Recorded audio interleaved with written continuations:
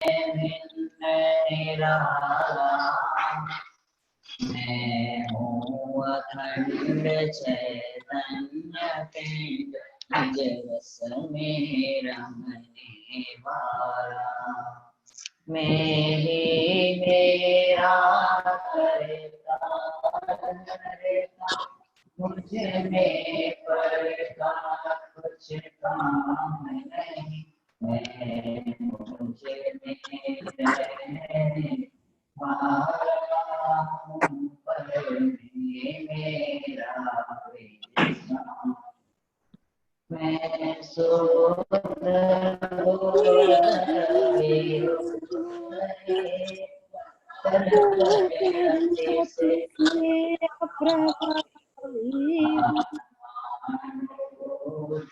से प्राप्त मैं ज्ञानानंद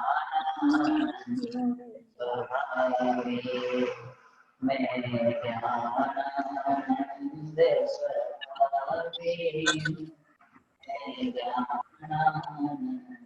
स्वभावी। स्तुति निकालो, दीप स्तुति। मंगलाचरण पढ़ना है अपने को, उसके बाद सीधा 11वें पैराग्राफ से हम पढ़ेंगे, ठीक है? सीधा 11वां वाला स्टेंज है। पहले मंगलाचरण। सकल तड़पी निजानंद रस ली, सोजे नेत्र हरि रज रस। अब 11वां वाला निकालो। तुमको बिन जाने सो कलेस पाए, सो तुम जानत जिनेश मारे सूरे सीमा अब काल बल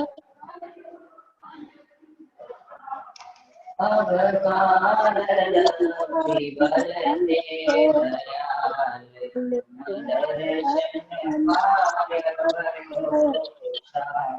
मन शांत भयो, मेरी सकल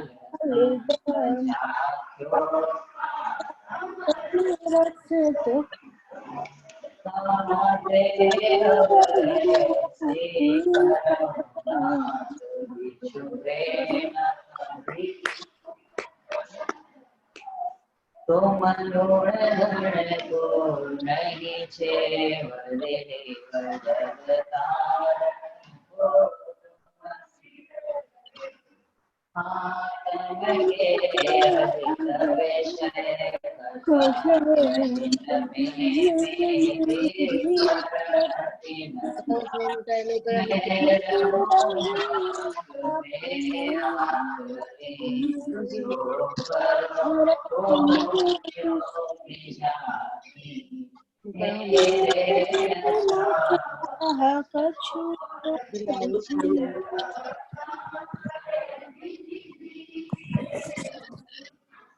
मुझे कारण के कारण सुभाष शिव प्रभु, मैं हमें मंदिर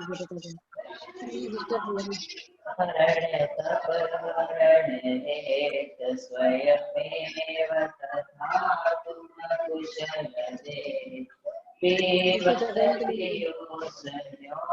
हाँ पर एक दिन और तुम देखे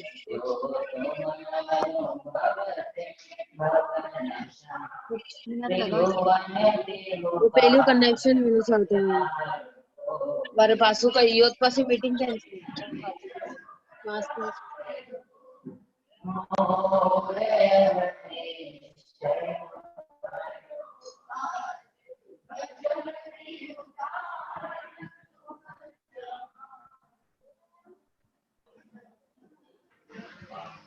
ओके।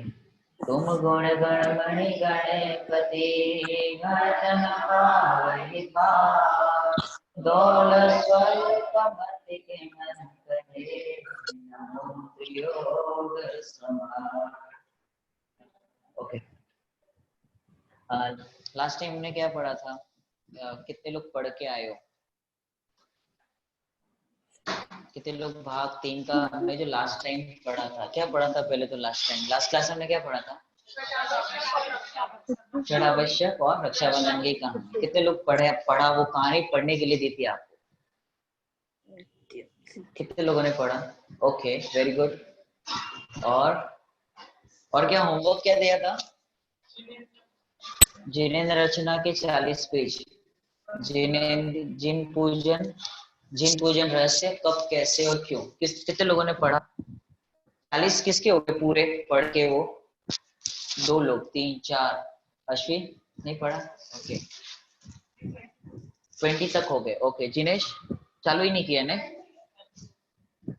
ओके, सो बाकी लोग का क्या इरादा क्या है? और ऑनलाइन वाले क्या इरादा है?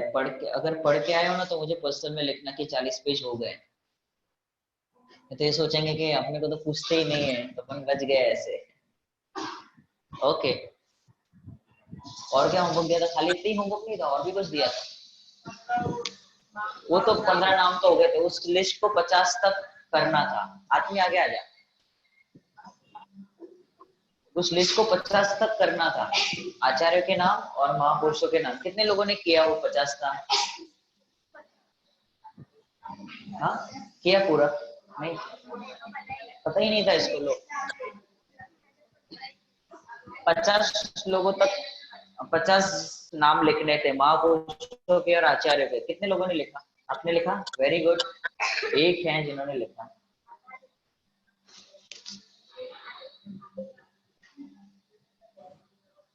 तो अभी क्या किया जाए?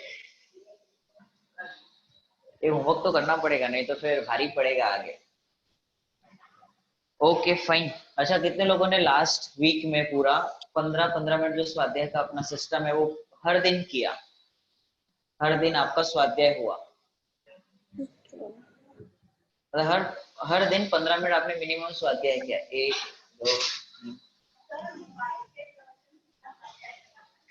2 हाँ, हमने ऐसा रखा है कि इस प्रवचन तो आप सुनते ही हो, पर उसके साथ पढ़ा जाए, मतलब रीड किया जाए, रीडिंग। उसको हम स्वाध्याय में लेंगे, क्योंकि प्रवचन तो हम सुनते ही हैं, रीडिंग से ज्यादा फायदा होता है। तो उसको हम स्वाध्याय में लेंगे। प्रवचन सुना तो वेरी गुड, बट 15 मिनट हमें पढ़ाई भी होनी चाहिए। जो आप सुनते हो उसी को पढ़ो, कोई प्रॉब्लम नहीं है, लेकिन स्वाध्याय होना चाहिए। ठीक है, ओके।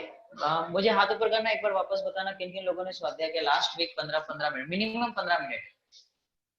सब लोग थोड़ा थोड़ा आगे आ जाओ, क्योंकि कुछ लोग फिर बाहर बैठते। थोड़ा थोड़ा आगे आ जाओ पहले से। क्या नाम? बनी इधर आ जा, आगे आ जा, मैट लेके यहाँ पे आ जाना, यहाँ खाली आ जा।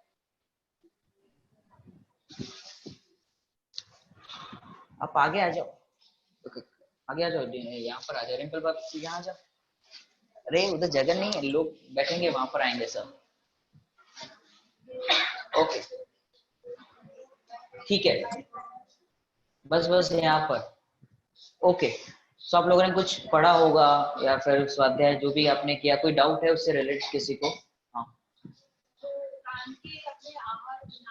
आहार दान। हाँ हाँ, 4 दान। मुनिराज की अपेक्षा से ही है।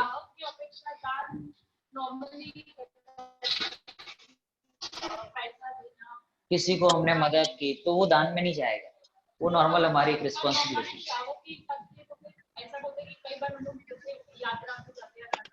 हाँ,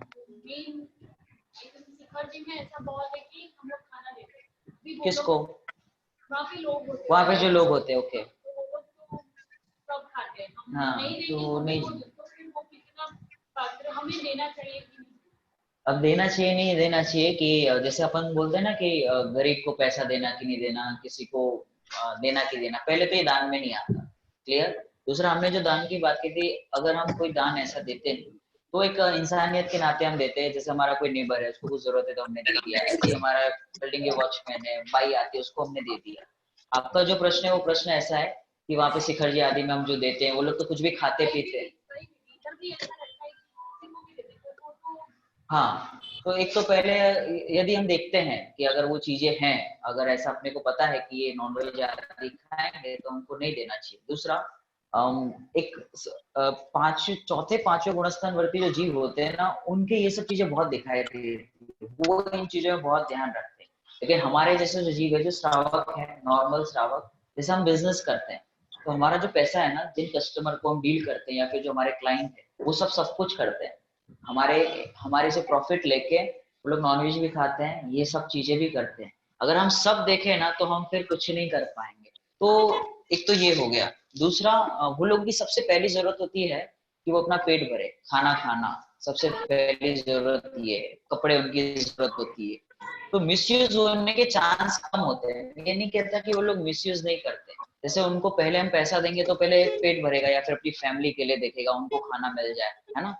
फिर वो सोचेगा ऐसा। तो हम उस लेवल से सोचे कि अपना पैसा या फिर अपन कुछ खाने का दे रहे हैं तो या फिर खाने का दे, तो ऐसी चीजें दी जो वो खा सके ऐसा। और हम सब सोचने जाएंगे ना तो फिर कुछ नहीं कर पाएंगे। फिर तो हम बिजनेस भी नहीं कर पाएंगे, कि हमारा बिजनेस जिन लोगों के साथ होता है वो तो कोई भी रहते हैं, फिर सब तरीके के लोग के साथ हमारा बिजनेस होता है।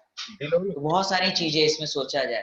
तो सबसे पहले तो हमें ये सोचना चाहिए कि पात्र कौन है, इस पे विचार किया जाना चाहिए, और जितना हमसे बन सके हमारे परिणाम कैसे, है ना। अब देखो, दान देने में हम जो भी दान देते हैं ना, मेन तो है कि आपके परिणाम उस समय कैसे है।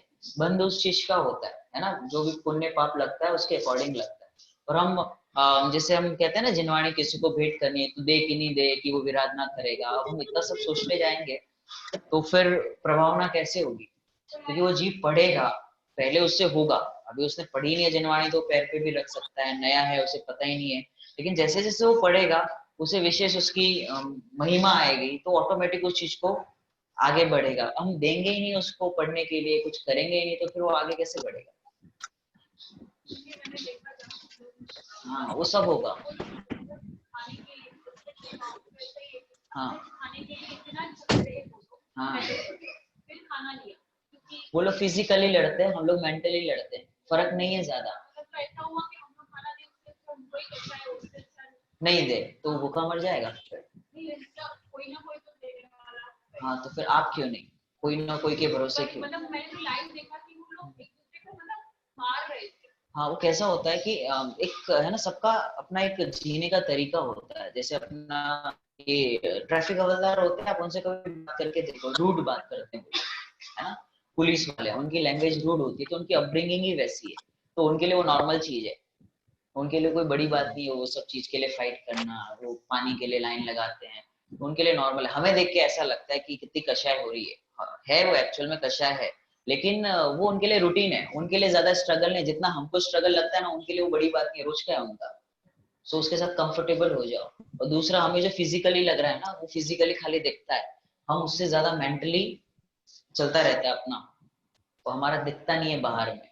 इसलिए तो हमें पर्सनली सोचना चाहिए इस चीज पे, क्या किया जाए क्या क्या नहीं किया जाए। यदि हमारे भाव हो रहे हैं तो जरूर देना चाहिए, और देखना चाहिए जहां तक बन सके वहां तक देखना। आप कहाँ तक देखोगे, तो जहां तक पॉसिबल हो वहां तक देखना चाहिए, जहाँ जरूरत हो कपड़े की या फिर खाने पीने की, लेकिन वो दान में नहीं जाएगा। सचिंद्र जी। हाँ, वही मैं कह रहा, ये इंडिविजुअल है। यदि आपको लगता है कि हाँ पैसा नहीं देना चाहिए, मत दो। आपको लगता है कुछ खाने का देना चाहिए, खाने का दो। हाँ, बहुत सारी चीजें अब इसमें आपको पढ़ना पड़ेगा, रत्नकरण शाकाचार आदि बहुत सारी चीजें ऐसी हैं। लाइक अपन किसी को पानी देते ना, अपन तो छना हुआ पानी पीते, और किसी और को अनछना पानी दे तो भी दोस्त तो लगता है। लेकिन इसका अर्थ ऐसा नहीं कि पानी नहीं देना। अब आपकी कितनी विशुद्धि है उस चीज पे मैटर करता है। लाइक अपने घर पे खाना बनाते हैं आप, तो शुद्ध है कि नहीं है, तो उसमें भी आपको दोष तो लगता है। अब आपकी परिणति कैसी है, कितनी विशुद्धि है, उसके अकॉर्डिंग आपको करना चाहिए। और नहीं है, ऐसा नहीं हो रहा, तो स्वाध्याय करके अपनी विशुद्धि बढ़ानी चाहिए, और उस तरीके का भोजन हमें घर पे बनाना चाहिए। शुरुआत घर से होती है, पहले अपने से, फिर घर से, फिर बाहर। नहीं तो फिर वो होगा नहीं, है ना। ओके, देने के लिए तो बहुत कुछ है, जैन धर्म पूरा देने के लिए है, लेने जैसा इसमें कुछ है ही नहीं, है ना। सब देते तो हैं, वो त्याग ही करना है हमें सब चीज का। जैन धर्म पूरा त्याग बेस्ड है, और लेने के लिए यहाँ पे बहुत कुछ है। हमें हमेशा जब थोड़ा थोड़ा आगे आगे आ जा, आप लोग आराम से बैठो। वहां पे भी कुछ लोग आ सकते हैं, 2-3 लोग वहां पे आ सकते हैं अगर किसी को आना है।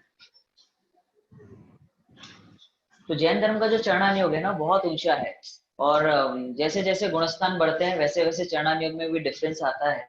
हम श्रावक है, नॉर्मल श्रावक, तो हमारा चरणानुयोग अमुक टाइप का होता है, स्वयं के साथ भी, घर में भी और बाहर भी। जैसे चौथा गुणस्थान आता है उसके चरणानुयोग में डिफरेंस आता है, पांचवा गुणस्थान आता है उसके चरणानुयोग में डिफरेंस आता है, छठवें गुणस्थान वर्ती यदि मुनिराज है उनका चरणानुयोग पूरा अलग होता है। लाइक वो किसी को दान वगैरह नहीं देंगे, वो सिर्फ ज्ञान दान देते ना, वो भी कोई योग्य जीव देखे तो जैसे जैसे अब इसमें ऐसा है कि हमारी भूमिका क्या है और हमारे यहाँ पर्सनल सोच कैसी है और हमारी विशुद्धि कैसी है, और जो भी हम देते हैं ना सब कुछ परिणाम के आधार से देते हैं। जैसे एक मिनट में इसको कंप्लीट करते हैं इस प्रश्न का उत्तर। सपोज हमें कोई गरीब व्यक्ति देखा, भूखा देखा, तो हमने उसको 5 रुपए दिए, 10 रुपए दिए, क्या लगता है आपको? आपने उसको सेटिस्फाई कर दिया? कुछ नहीं किया। हमने अपनी कषाय को शांत किया। 10 रुपए से उसका कुछ नहीं होने वाला है, आपका एक टाइम का खिलाने से उसका कुछ नहीं होने वाला है।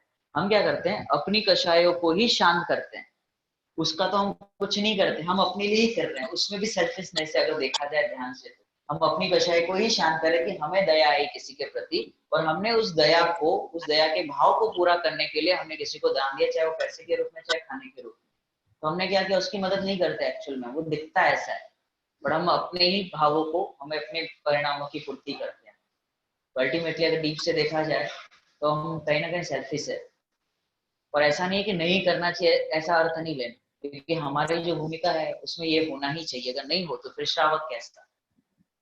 ख्याल में आ रहा है? ओके चलो। और किसी ने कुछ स्वाध्याय किया, कुछ डाउट हो तो पूछ लो, फिर हम चालू करते हैं। आज हम चैप्टर नंबर लास्ट क्लास हमने जो जो पढ़ा था आपको क्या याद रहा? फटाफट जो लोग नहीं आए थे उनका थोड़ा सा रिकैप हो जाए, 2-4 मिनट में कंप्लीट करते हैं। क्या क्या याद रहा आपको लास्ट क्लास का? आज कौन 2 लोग बोलेंगे यहाँ पर? ये सबसे टफ क्वेश्चन है नहीं? 2 लोग कौन आएंगे?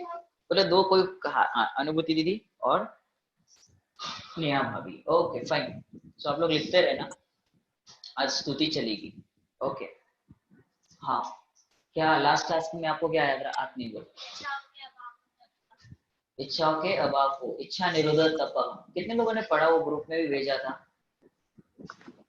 4 प्रकार की इच्छाएं, मोक्ष में प्रकाश, पेज नंबर 70। आपको जब क्लास में कहा जाए तभी आप लिख लिया करोगे पढ़ना है, फिर अभी आ जाता हाँ कुछ कहा था। कितने लोगों ने पढ़ा? हाथ पूरा ऊपर करो तो दिखे सबको कि हम लोगों ने नहीं पढ़ा है ऐसा। ओके तो अभी कितने लोग अभी नेक्स्ट टाइम नहीं पढ़ के आओगे? सब लोग पढ़ के आओगे, ठीक है। ओके तो पढ़ के आओ। 2 पेज तो थे आपके, 15 मिनट तो हो जाएंगे उसी में स्वाध्याय करने, और बहुत इंपॉर्टेंट टॉपिक है। और उसके आगे का भी 1 पेज भेज देना, क्योंकि वो कंप्लीट नहीं है ना, थर्ड में थोड़ा है उसका, इच्छाओं के स्वरूप में। किसने भेजा था? नहीं है? ओके मैं देख लेता हूँ, फाइन। ओके सो किस किसने पढ़ा? क्या आपको ख्याल में आया वो 4 प्रकार की इच्छाएं जब आपने पढ़ी, क्या समझ में आया? आपके लिए क्या देखा उसमें? इसे तो नहीं पढ़ा होता। नहीं, जिसको जो ख्याल में आया बताओ। ऐसे 4 प्रकार की इच्छा है, पुण्य की इच्छा, पाप की इच्छा। हाँ हाँ, विषय ग्रहण करने की इच्छा। हाँ, आपको क्या, आपके लिए क्या था उसमें? आपको क्या क्लिक हुआ वो बताओ। वो आपने पढ़ा पूरा, मुझे समझ में आ गया कि ये आपने पढ़ा, लेकिन आपके लिए क्या था उसमें? पुण्य के हृदय में सब कुछ मिलता है, लेकिन एक साथ हम उसको भोग नहीं सकते। बहुत अच्छे। लाइक हमारे पास पैसा है, एक साथ एक रुपया, लेकिन उसको भोग नहीं सकते, है ना? पुण्य तो है, पैसे संबंधी बहुत पुण्य, लेकिन भोगने का पुण्य नहीं है। लाइक मिठाई बहुत सारी पड़ी है लेकिन डायबिटीज है, तो वो इतनी सारी मिठाई का पुण्य तो है संयोग में, लेकिन खाने संबंधी उतना पुण्य नहीं है। और क्या ख्याल में आया? तो इसका अर्थ क्या समझना? एक बार में एक ही चीज भोग सकते हैं, इसका अर्थ क्या समझना?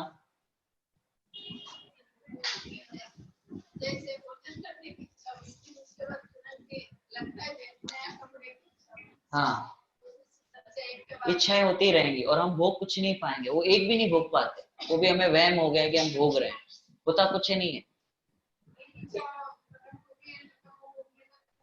चली जाती है। पढ़ा आपने 10 पेज पढ़ा? वो 216 नंबर गाथा का प्रवचन सुना?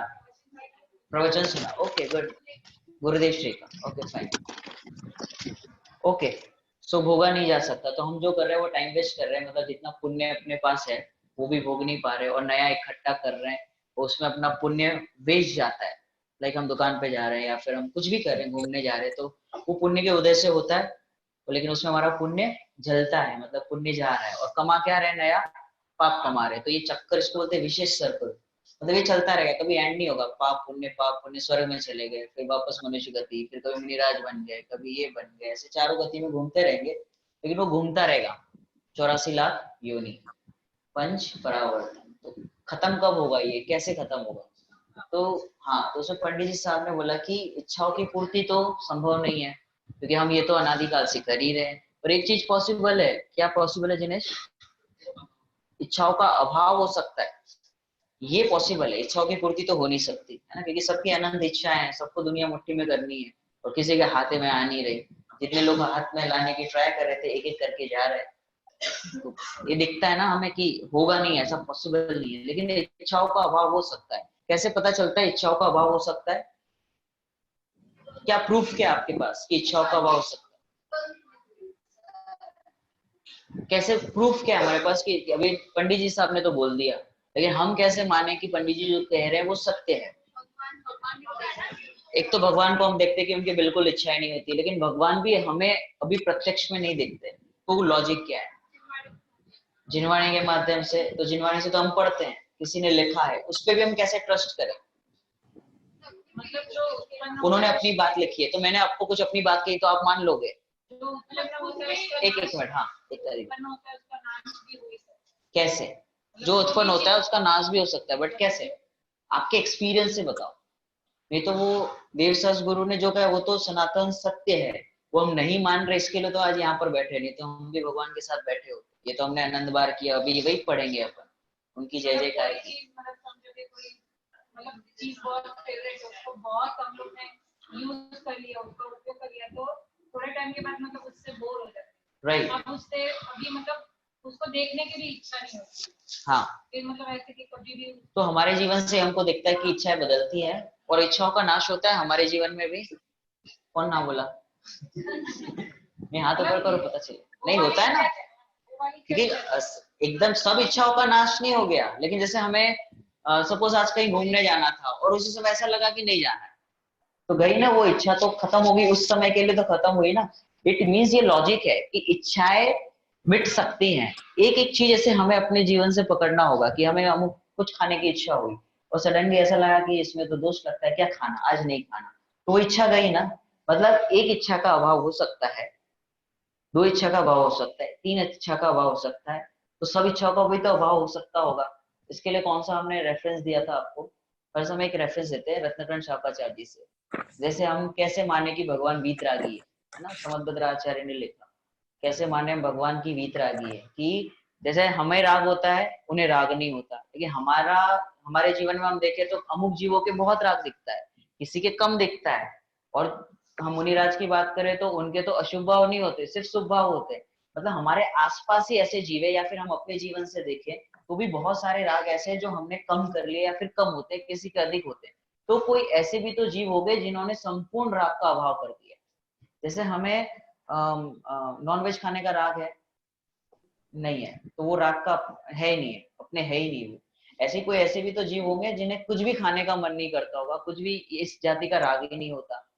तो ये पॉसिबल है। ये क्यों इतना सारा एक्सरसाइज करा रहे हैं? ताकि हमें बिलीव हो कि राग का अभाव हो सकता है, इच्छाओं का अभाव हो सकता है। जब हम छोटे थे, जब स्कूल में थे, तो आपको पूछते होंगे कि आपको क्या बनना है, तो आपने बहुत कुछ बोला होगा। हमारी क्लास में पूछा था जब मैं 4th स्टैंडर्ड में था, 80% लोगों ने डॉक्टर बोला था, 20% ने इंजीनियर बोला था। तो सब नहीं बने, एक दो डॉक्टर हैं और दो चार इंजीनियर होंगे, सब नहीं है। अब वो उनकी सबकी इच्छाएं अब वैसी नहीं रही, वो इच्छाएं गई ना, वेस्ट गई सब पूरी की पूरी। ऐसे हम जो बचपन में सोचा था वो तो सब वेस्ट ही चला गया। ऐसी अभी जो सोच रहे कि 1 साल के बाद, 2 साल के बाद, 5 साल के बाद, 10 साल के बाद ऐसा ऐसा होगा, या फिर हम पहले से कंपेयर करें, आपने 5 साल पहले कुछ सोचा था, हुआ क्या वैसा? बच्चे मेरी मान लेंगे, एकदम मेरा बेटा राजा बेटा निकलेगा, मैं जो बोलूंगा वो ऐसे करेंगे। होता है ऐसा? होता वही है, जो होना होता है वही होता है। इसलिए इच्छाओं करके कोई मतलब नहीं है। तो जो हो रहा है उसको हम एक्सेप्ट करें, जो चीजें जैसी हैं और जो भाव हो रहे हैं, है ना, उस समय वैसा का वैसा उसको एक्सेप्ट करें। अभी डॉक्टर साहब की प्रवचन चल रहे हैं ना सहजता पे, जो भी वो प्रवचन ले रहे हैं अभी उन्हीं इसी पे पूरा चल रहा है। मतलब कोई बुरे भाव भी हो ना, तो उसको सहजता से हम स्वीकार करें। कोई भी चीज हो, अच्छे भाव हो, बुरे भाव हो, जैसे भी भाव चलते हो, जो भी सिचुएशन बढ़ रही है, जो भी हमारे परिणाम चल रहे हैं, कि जैसी भी परिस्थिति आसपास बनती है हम उसको वैसा का वैसा स्वीकार कर ले। सोचो लाइफ कैसी होगी। खाली सोचो कि हम जैसा है वैसा अपने आप को स्वीकार करें, अपने आसपास के लोगों को स्वीकार करें, अपने परिणाम को, अपने जो विकल्प होते हैं पूरे दिन में, शुभ अशुभ जैसे भी होते हैं, उसको वैसा का वैसा स्वीकार कर ले, तो कैसा रहेगा? क्या होगा? आकुलता नहीं होगी, बुरा नहीं लगेगा कि मैं मुझे बुरे परिणाम आएंगे तो मैं बुरा हो गया। फ्री हो जाएंगे, रिलैक्स फील करेंगे। और हमें यही तो चाहिए, जिनवाणी क्यों पढ़ना है? रिलैक्स होने के लिए तो पढ़ रहे हैं हम कि हम सुखी हो जाएं, आकुलता से दूर हो जाए। किसी ने प्रश्न किया था कल या परसों किसी क्लास में कि किसी ने किसी को सिगरेट पीते हुए देखा, अपने इधर का नहीं है, मलाड का नहीं है, तो किसी ने ऐसे देखा किसी को कि ये सिगरेट पी रहा है, ये व्यक्ति सिगरेट कैसे पी रहा है, अपना जैन नहीं था कोई और था, तो हमने एक इमेज बनाई होती किसी व्यक्ति के बारे में कि ये सज्जन व्यक्ति है और वो सिगरेट पी रहा था, तो उसे ऐसा लगा कि ये व्यक्ति बराबर नहीं है, सिगरेट पीता है तो बराबर नहीं है। क्या लगता है आपको? क्या लगता है वो व्यक्ति बुरा है, कैसा है? आपके घर से कोई पिए तो चलो सिगरेट पे नहीं लेते, रात्रि भोजन कोई करे तो कैसा लगता है? पापी है, लगता है कि नहीं लगता है? जैन धर्म में, जैन कुल में जन्म लिया और ऐसे ऐसे होता है, टीवी देखता है या फिर जो भी जैसे भी होता है, कैसा लगता है? तो उसमें ये समझने जैसा है कि वो जीव है ना, तो उसकी एक अमुक क्रिया हुई कुछ, कि उससे वो व्हाइट कलर का एक पाइप आता है, वो मुंह में रखा, तो उससे वो व्यक्ति कैसे बुरा हो गया? वो क्रिया बुरी है, लेकिन वो व्यक्ति कैसे बुरा हो गया? उस क्रिया को हम बुरा कह सकते हैं कि ये पीने योग्य नहीं है, जगत में इसको बुरा माना जाता है और उससे हेल्थ इश्यूज होते हैं और जो भी ये चीजें होती हैं, राइट? लेकिन इससे वो व्यक्ति बुरा हो गया, ये हम कहाँ से लाए? ये हमने जोड़ा कि कोई व्यक्ति रात्रि भोजन करता है या फिर बाहर का खाता है तो व्यक्ति अधर्मी हो गया। किसने कहा ऐसा? ऐसा हम सोचते हैं कि कोई रात्रि रात्रि भोजन करना चाहिए कि नहीं करना चाहिए, तो चरणान्य कहेगा नहीं करना चाहिए, लेकिन रात्रि भोजन करने से कोई व्यक्ति बुरा हो गया, ये हमने नया लाया। वो क्रिया बुरी है लेकिन व्यक्ति बुरा नहीं है। क्यों? यदि वो बुरा हो जाता तो फिर तो उसके सुधरने के चांस ही नहीं है, और जीव तो हमेशा ही शुद्ध ही है, वो कभी बिगड़ा ही नहीं। यदि ऐसा होता तो अंजन चोर जो सत्य व्यसनी था वो तो फिर तो खत्म हो गया, उसको तो हम भगवान बनता हुआ देख ही नहीं सकते। अभी चोरी करके आया है, वेश्यागमन है ना, जुआ खेलना, सब पाप करता था वो। तो यदि वो बुरा होता तो फिर तो भगवान ही नहीं बन पाता। तो हम जिन जीवों को देखते हैं बाहर में अपने आसपास या घर पे या फिर जो भी अपने फ्रेंड सर्कल में, तो हमें ये देखना है कि वो एक क्रिया बुरी है, ना कि वो व्यक्ति बुरा है। तो जब हम ऐसा देखते हैं ना तो उस व्यक्ति को वैसा एक्सेप्ट कर पाते हैं और उसके प्रति हमें द्वेष नहीं होता, समता भाव होता है। और हमें जिनवाणी यही सिखाती है कि हमें समता भाव सब जीवों के प्रति आना चाहिए। ख्याल में आ रहा है? तो जब हम अपने आप को कैसा देखेंगे, बात कहाँ से चली थी? इच्छाओं का अभाव करना। सपोज इच्छा हो ही नहीं, एक ही इच्छा होनी चाहिए कि कोई इच्छा ही ना हो, कोई इच्छा ही ना हो, ऐसी इच्छा होनी चाहिए, तो कैसा रहेगा? सारा खेल इच्छाओं का ही तो है। हम मर रहे हैं पूरे दिन, किस लिए मर रहे हैं? इच्छाओं में तो मर रहे कि मान मिल जाए, किसी को पैसा चाहिए, किसी को कपड़े चाहिए, किसी को शरीर अच्छा चाहिए, सब इच्छाओं में। तो किसी को जॉब अच्छा चाहिए, किसी को कुछ ना कुछ। अभी सब तक खुलवाएंगे तो अपने को पूरी रात कम पड़ेगी। सबकी इच्छाएं लिखो, क्या क्या चाहिए, है ना? रेजोल्यूशन अभी 2020 चला ना, ये साल में क्या अचीव करना है, ऐसा तो पूरा नहीं होगा। वो लिख लो, कर लो, करते हैं, हम करते भी हैं, लेकिन किसी ने लिखा है सर कि ये साल में हम ये अचीव करना है, ऐसा किसी ने लिखा? नहीं लिखा। अगर लिखा भी होगा ना, स्वाध्याय का लिखा ही नहीं होगा क्या मुझे ये साल में इतने ग्रंथ पूरे करने हैं, वो होगा ही नहीं लिस्ट में, वो एक्स्ट्रा में आता है हमारा। हाँ ठीक है, चलो निकालो चैप्टर नंबर 1 फर्स्ट। हाँ हाँ, प्रूफ ऐसे हुआ कि जैसे समदभद्र आचार्य ने देव ने ये कहा ना कि जैसे हमारे राग कम किसी का अधिक दिखता है, किसी का कम दिखता है, और जैसे मुनिराज है तो उनके और कम दिखता है। तो जैसे जैसे आगे गुणस्थान बढ़ते हैं और हमें दिखता है ना सामने, पर हमारा खुद, हम तो दिख रहे हैं ना, ठीक है, हाँ बराबर। तो हमारे लाइफ से ही हम देखते हैं ना कि अमुक टाइम हमारा राग बहुत होता है, अमुक टाइम हमारा राग कम होता है, और अमुक टाइम ऐसा होता है कि उस जाति का राग ही नहीं होता। तो इस लॉजिक से हमें ये समझ में आता है कि ऐसा भी हो सकता है कि इस राग का पूरा अभाव किया जा सकता है। जैसे हमारी बहुत सारी इच्छाएं होती थी, इसलिए बहुत सारे एग्जाम्पल देखे, हमें स्कूल में ऐसी ऐसी इच्छा होती थी, अब वो इच्छा ही नहीं है। डॉक्टर बनने की इच्छा है अभी आपकी, खत्म हो गई। चांस नहीं है ऐसा नहीं समझना, लेकिन इच्छा ही नहीं है वो अभी। समझ में आ रहा है? तो ऐसा कोई जीव, ऐसे भी तो जीव होंगे, और ये अपने लॉजिक से हम प्रूव कर रहे हैं कि हमें जैसे अमुक इच्छाओं का अभाव हो चुका है, ऐसे कोई जीव है जिनके बहुत सारी इच्छाओं का अभाव हो गया, और ऐसे जीव है जिनको हम भगवान कहते हैं, जिनकी बिल्कुल इच्छा नहीं होती। तो हम अपने लाइफ से प्रूफ करें कि ऐसा पॉसिबल है कि इच्छाओं का अभाव हो सकता है। क्लियर? किसी को डाउट यहाँ तक? हाँ अंकल जी।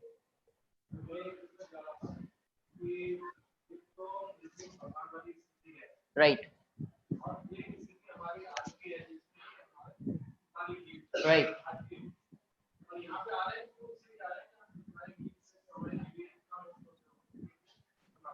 बराबर।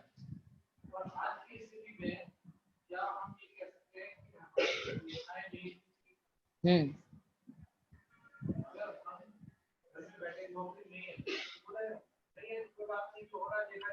बराबर। पूछो और आगे।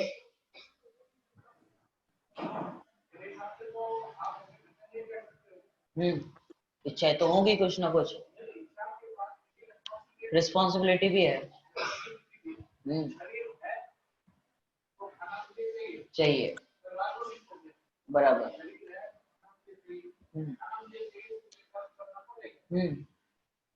बराबर, सोचना पड़ेगा, और वो सोचे बगैर होगा कैसे? राइट। तो अंकल जी का प्रश्न ऐसा है कि अगर हम ऐसा सोचे कि जो हो रहा है होने दो, मतलब सब कुछ फिक्स है, या फिर हम इच्छा ही नहीं करेंगे, घर पे बैठ जाएंगे, तो फिर हमारी कुछ रिस्पॉन्सिबिलिटी है, ये शरीर है ना, और भी बहुत सारी चीजें, तो हमारी रिस्पॉन्सिबिलिटी का क्या होगा? तो इच्छाएं तो होगी ना। अभी तो हम श्रावक की भूमिका में, जब भगवान बनेंगे, मुनि बनेंगे, या फिर 5वां गुणस्थान 6वां गुणस्थान आएगा, तब अलग बात है। लेकिन अभी क्या करना?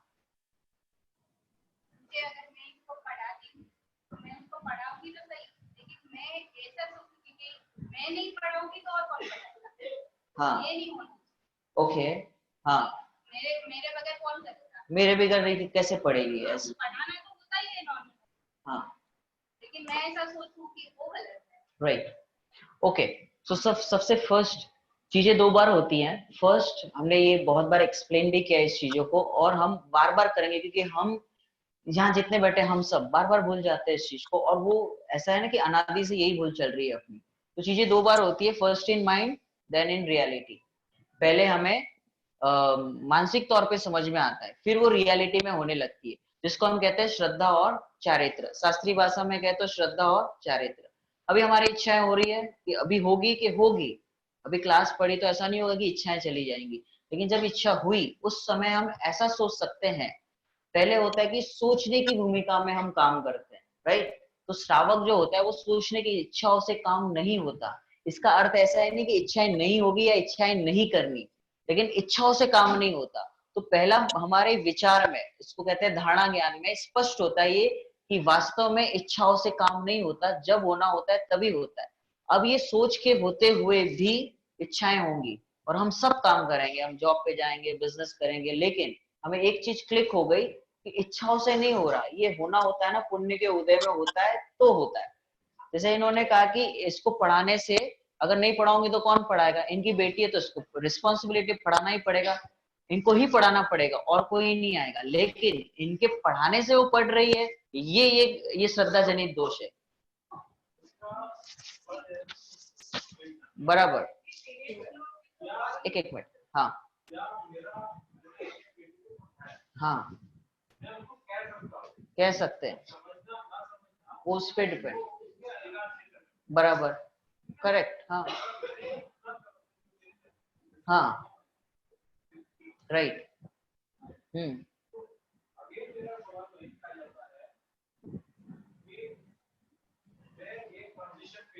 हम्म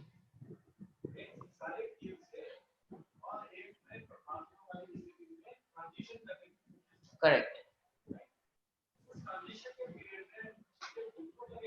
लगेगी। हम्म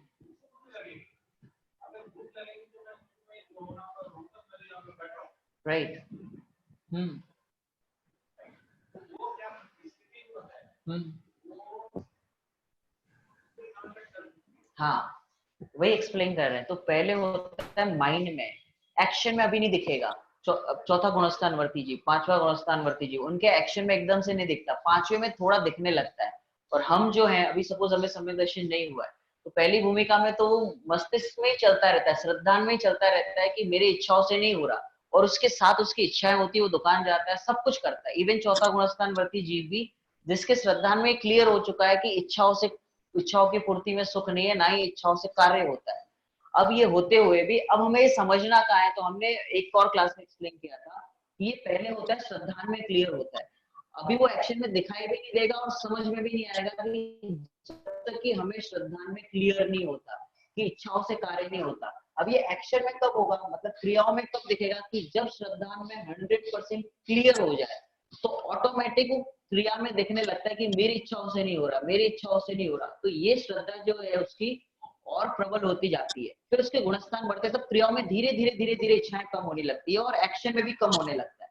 तो ये काम उसका पहले गुणस्थान जब होता है तभी वो मस्तिष्क में चलता रहता है, अभी तो जस्ट वो माइंड में इमेज कर रहा है, और उसके होते हुए भी इच्छाएं तो उसकी होगी।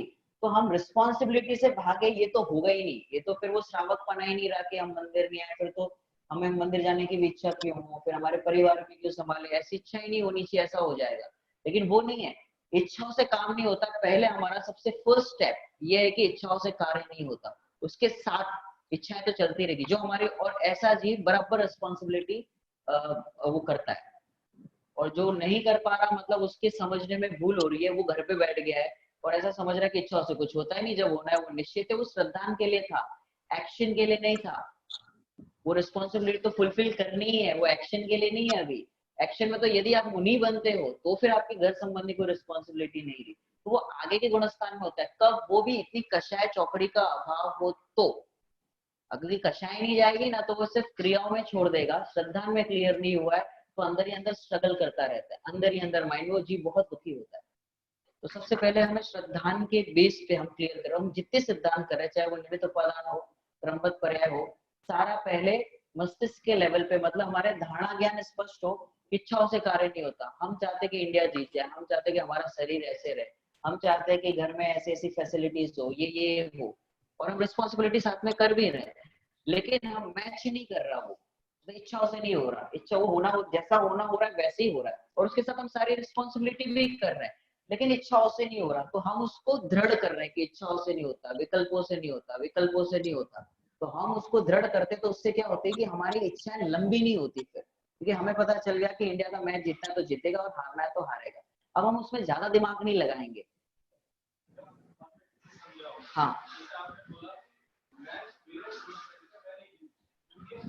Right,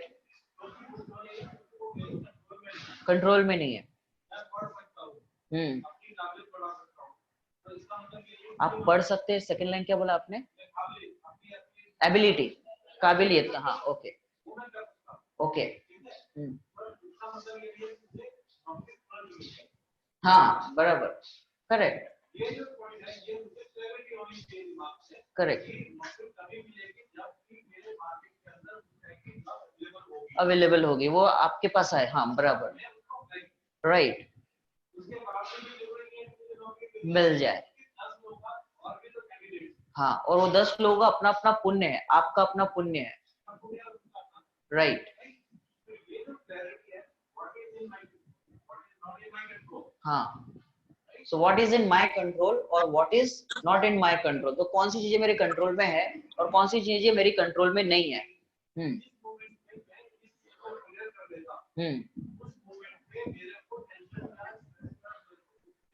correct. सो अपने कंट्रोल में क्या है, अपने कंट्रोल में नहीं क्या है। बहुत अच्छा प्रश्न है कि अपने कंट्रोल में है क्या, फिर जब इच्छाएं अपने अकॉर्डिंग नहीं होती, वो जब होनी है, जो भी होती है हो जाती, तो अपने कंट्रोल में एक ही है, पूरे मोक्षमार्ग प्रकाशक का सार या फिर समय सार जी का सार को मोक्षमार्ग प्रकाशक जी में इसको बहुत बल से कहा है, अपने कंट्रोल में एक ही चीज है, वो है निर्णय करना। एक ही चीज है, पूरे जिनागम का सार अपने श्रावक की भूमिका में अगर कुछ हो सकता है तो निर्णय करना, उससे ज्यादा हम कुछ नहीं कर सकते। बाकी जो हो रहा है हो रहा है, बाकी तो सब हम निर्णय ही कर सकते कि इच्छाओं से नहीं होता, बाकी इच्छाएं तो होगी, वो भी अपने हाथ में का है। आप सोचोगे ये इच्छाएं ना हो, वो तो होगी, लेकिन हम ये निर्णय कर सकते कि इच्छाओं से काम नहीं होता। वो 10 कैंडिडेट है जिनका पुण्य का होगा उसी को मिलेगा, टैलेंट होगा मिलेगा ऐसा नहीं है। ये हमने लगाया नया कि टैलेंट होगा तो मिलता है, ऐसा नहीं है। जिसका पुण्य का उदय होगा उसको मिलता है। एक एक्टर ने एक इंटरव्यू में ऐसा आया था, उसने बोला कि मेरे से बहुत टैलेंटेड लोग हैं, जब मैं जाता हूँ शूटिंग के लिए तो मुझे लगता है कि इतने सारे लोग हैं, ये मेरे से भी ज्यादा टैलेंटेड है, फिर भी मुझे हीरो की तरीके से लिया जाता है।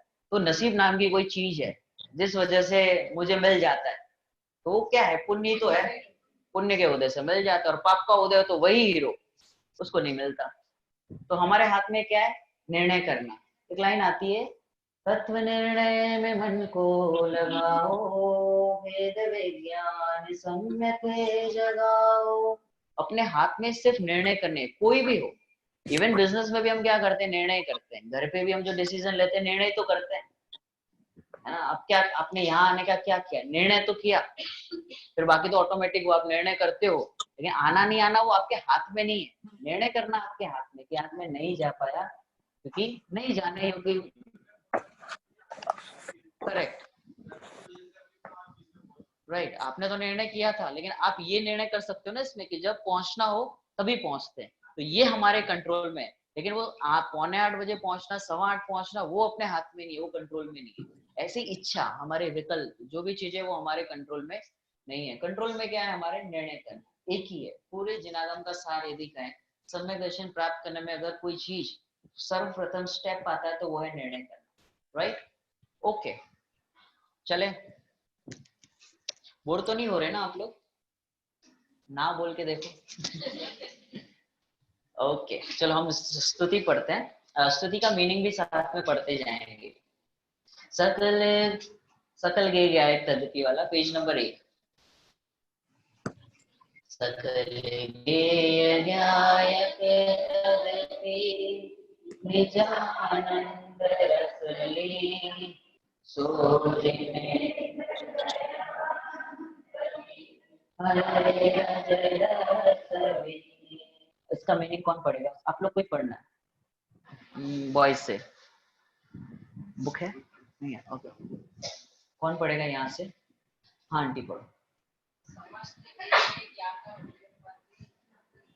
रीड करना है, पढ़ना है, फिर एक्सप्लेन करना, पहले ही रीड करो। नहीं नहीं, ये नीचे लिखा है ना, जिनेंद्र देव की स्तुति करते हुए।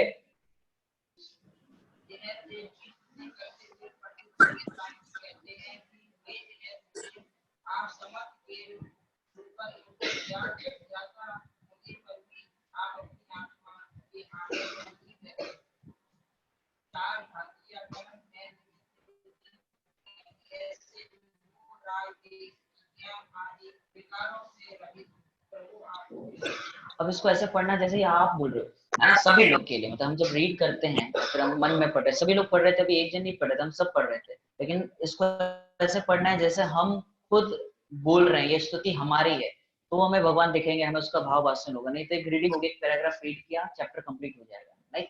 ठीक है, क्या समझ में आ रहा है इसमें? इसमें लिखा है जिनेंद्र देव की स्तुति करते हुए पंडित दौलत राम जी कहते हैं। कौन है ये पंडित दौलत राम जी? जिन्होंने कौन सा ग्रंथ लिखा है? और छेड़ाला ग्रंथ लिखा है ना। आपने छेड़ाला में उनका इंट्रोडक्शन भी पढ़ा होगा। कहाँ के थे वो?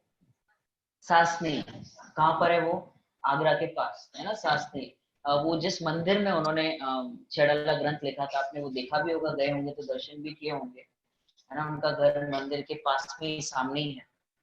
तो उनके बारे में ज्यादा जानकारी तो नहीं मिलती, पर ये मिलता है कि वो छपाई का काम करते थे, और जब वहां पे काम करते थे तो अपने साथ ग्रंथ लेके जाते थे और गाथाएं याद करते थे काम करते करते, ऐसे। क्या समझ में आ रहा है इसमें? हमें भी ये चीजें हमें भी करनी है कि देखो, समय तो उनको भी समझ में आता होगा ना कि जीवन ज्यादा नहीं है, तो उसमें अपने जितना जिनवाणी पढ़ सके, है ना, उतना सुन सके, उतना उपयोग अपने को इसमें लगाना चाहिए। और उनके बारे में कोई विशेष जानकारी पंडित जी साहब के बारे में नहीं, सामान्य जीवन था उनका, फाइनेंशियली भी वो ओके थे। और यही मिलता है कि उनके बारे में कि वो बहुत गंभीर जीव थे। मतलब उन्होंने छेड़ाला ग्रंथ लिखा जिसको छोटा समय सार कहते हैं, और हम जैसे जीवों के लिए क्या ना कि शॉर्ट जिनकी रुचि है, संक्षिप्त रुचि है, उनके लिए निगूढ़ से मोक्ष तक का सफर कैसा होता है वो छेड़ाला में उन्होंने लिखा। अब ये जो इन्होंने लिखा है, स्तुति से समझ में आता है कि पंडित जी का ज्ञान कैसा होगा, उनकी भक्ति कैसी होगी, और उनके कैसे परिणाम हुए होंगे उस समय लिखते समय, या फिर उनका जीवन कैसा होगा, वो यहाँ से समझ में आता है। बाकी कोई अन्य चीजें उनके बारे में उनके द्वारा लिखी हो, किसी और अन्य के द्वारा लिखी हो, ऐसा कुछ मिलता नहीं है। ठीक है। जिनेंद्र देव की स्तुति करते हुए पंडित दौलत राम जी कहते हैं कि हे जिनेंद्र देव, आप समस्त गेयों के ज्ञात होने पर भी अपनी आत्मा के आनंद में लीन रहते हो। चार घातिया कर्म है निमित्त जिनके, ऐसे मोह राग द्वेष अज्ञान आदि विकारों से रहित हो। प्रभु आपकी जय। क्या ख्याल में आया? आपको ही बोलना है, मैं कुछ नहीं बोलूंगा। हाँ आदमी, हाँ सॉरी, हिया। आपको सब कुछ जानते हो, हर एक चीज जानते हो, फिर जब उसके आत्मा में लीन रहते हो, दूसरी चीजों पे ध्यान नहीं देते। हाँ, कि सब कुछ जानते हुए भी वो कहाँ लीन रहते हैं? अपने में लीन रहते हैं। ऐसे कौन है?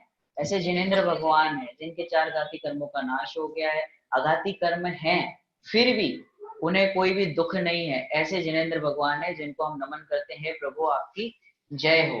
और हमेशा आनंद में लीन रहते हैं। इसका अर्थ क्या समझना? ये जो भगवान का स्वरूप बताया कि समस्त गेयो लोकालोक के ज्ञात होने पर भी अपनी आत्मा के आनंद में लीन रहते हो, ये हम भगवान को कह रहे हैं।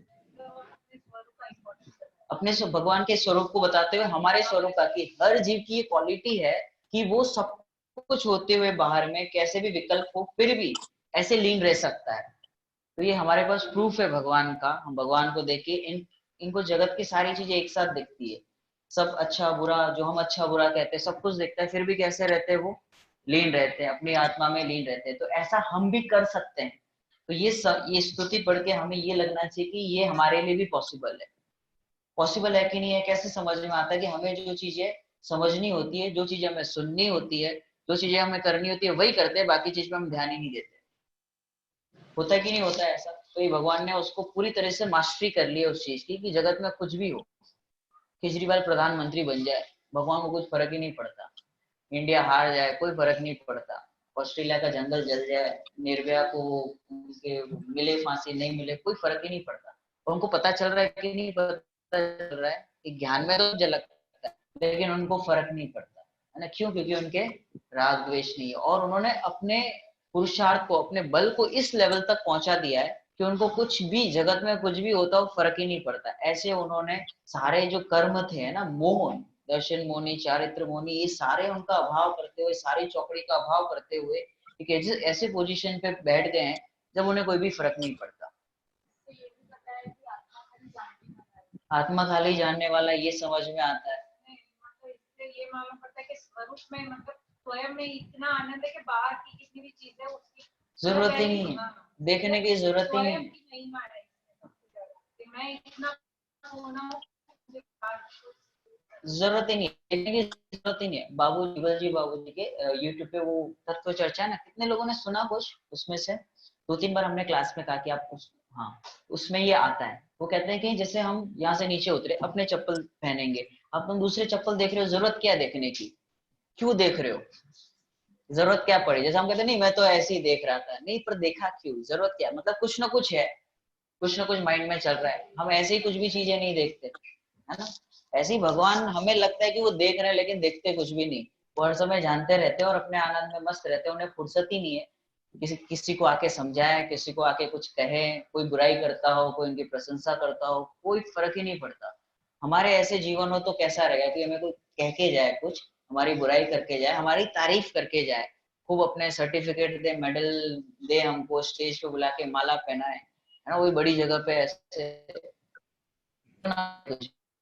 तो इस कि जिनके समस्त गेयों के ज्ञात होने पर भी अपनी आत्मा के आनंद में लीन रहते हैं। क्योंकि हमें क्यों नहीं होता है ऐसा? क्योंकि हमें आनंद कहीं और लगता है। 2-4 लोग जय जिनेंद्र करे, क्लास फुल हो जाए तो अच्छा लगने लगे, या फिर हमारी कोई तारीफ करे तो हमें अच्छा लगने लगे। होता है कि नहीं होता? ये तारीफ करे कोई हमें, या फिर संयोगों से हमें माफ करते हैं कि बड़ी गाड़ी हो, है ना, 5 करोड़ की गाड़ी हो, तो हमें लगता है कि देखो, नीचे उतरते तो ऐसा लगता है कि इंसान नहीं उतर रहा है, गाड़ी उतर रही है।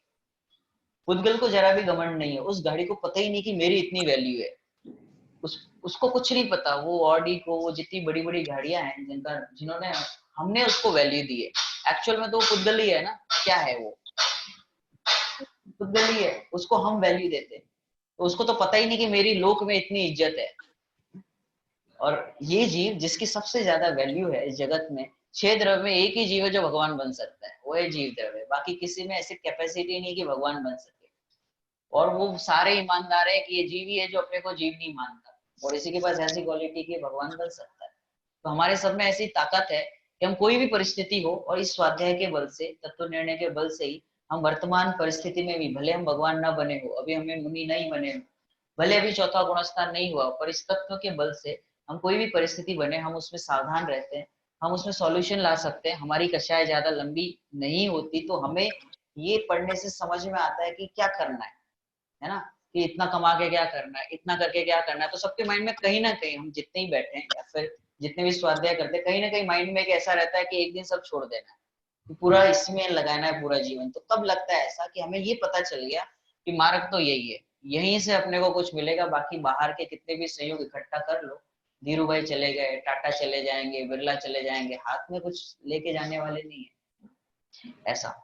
अगला, और किसी को कुछ बोलना? हाँ,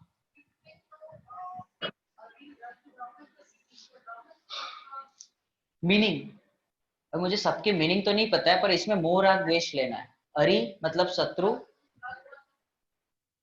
अरि मतलब शत्रु होता है, द्वेष, मोह राग द्वेष, तीनों का अर्थ मोह राग द्वेष होगा। एग्जैक्ट मीनिंग मुझे नहीं पता, मोह राग द्वेष है उसका मीनिंग, बट कौन से वर्ड का क्या है वो मुझे ख्याल नहीं। ओके, नेक्स्ट दूसरा पैराग्राफ पढ़ते हैं। जय वीतराग विज्ञान पूर्ण, जय मोहति मिरतो हरण सूर, जय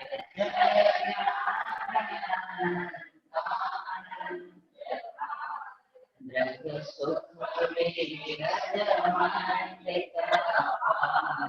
अर्थ कौन पढ़ेगा? हाँ पढ़ो।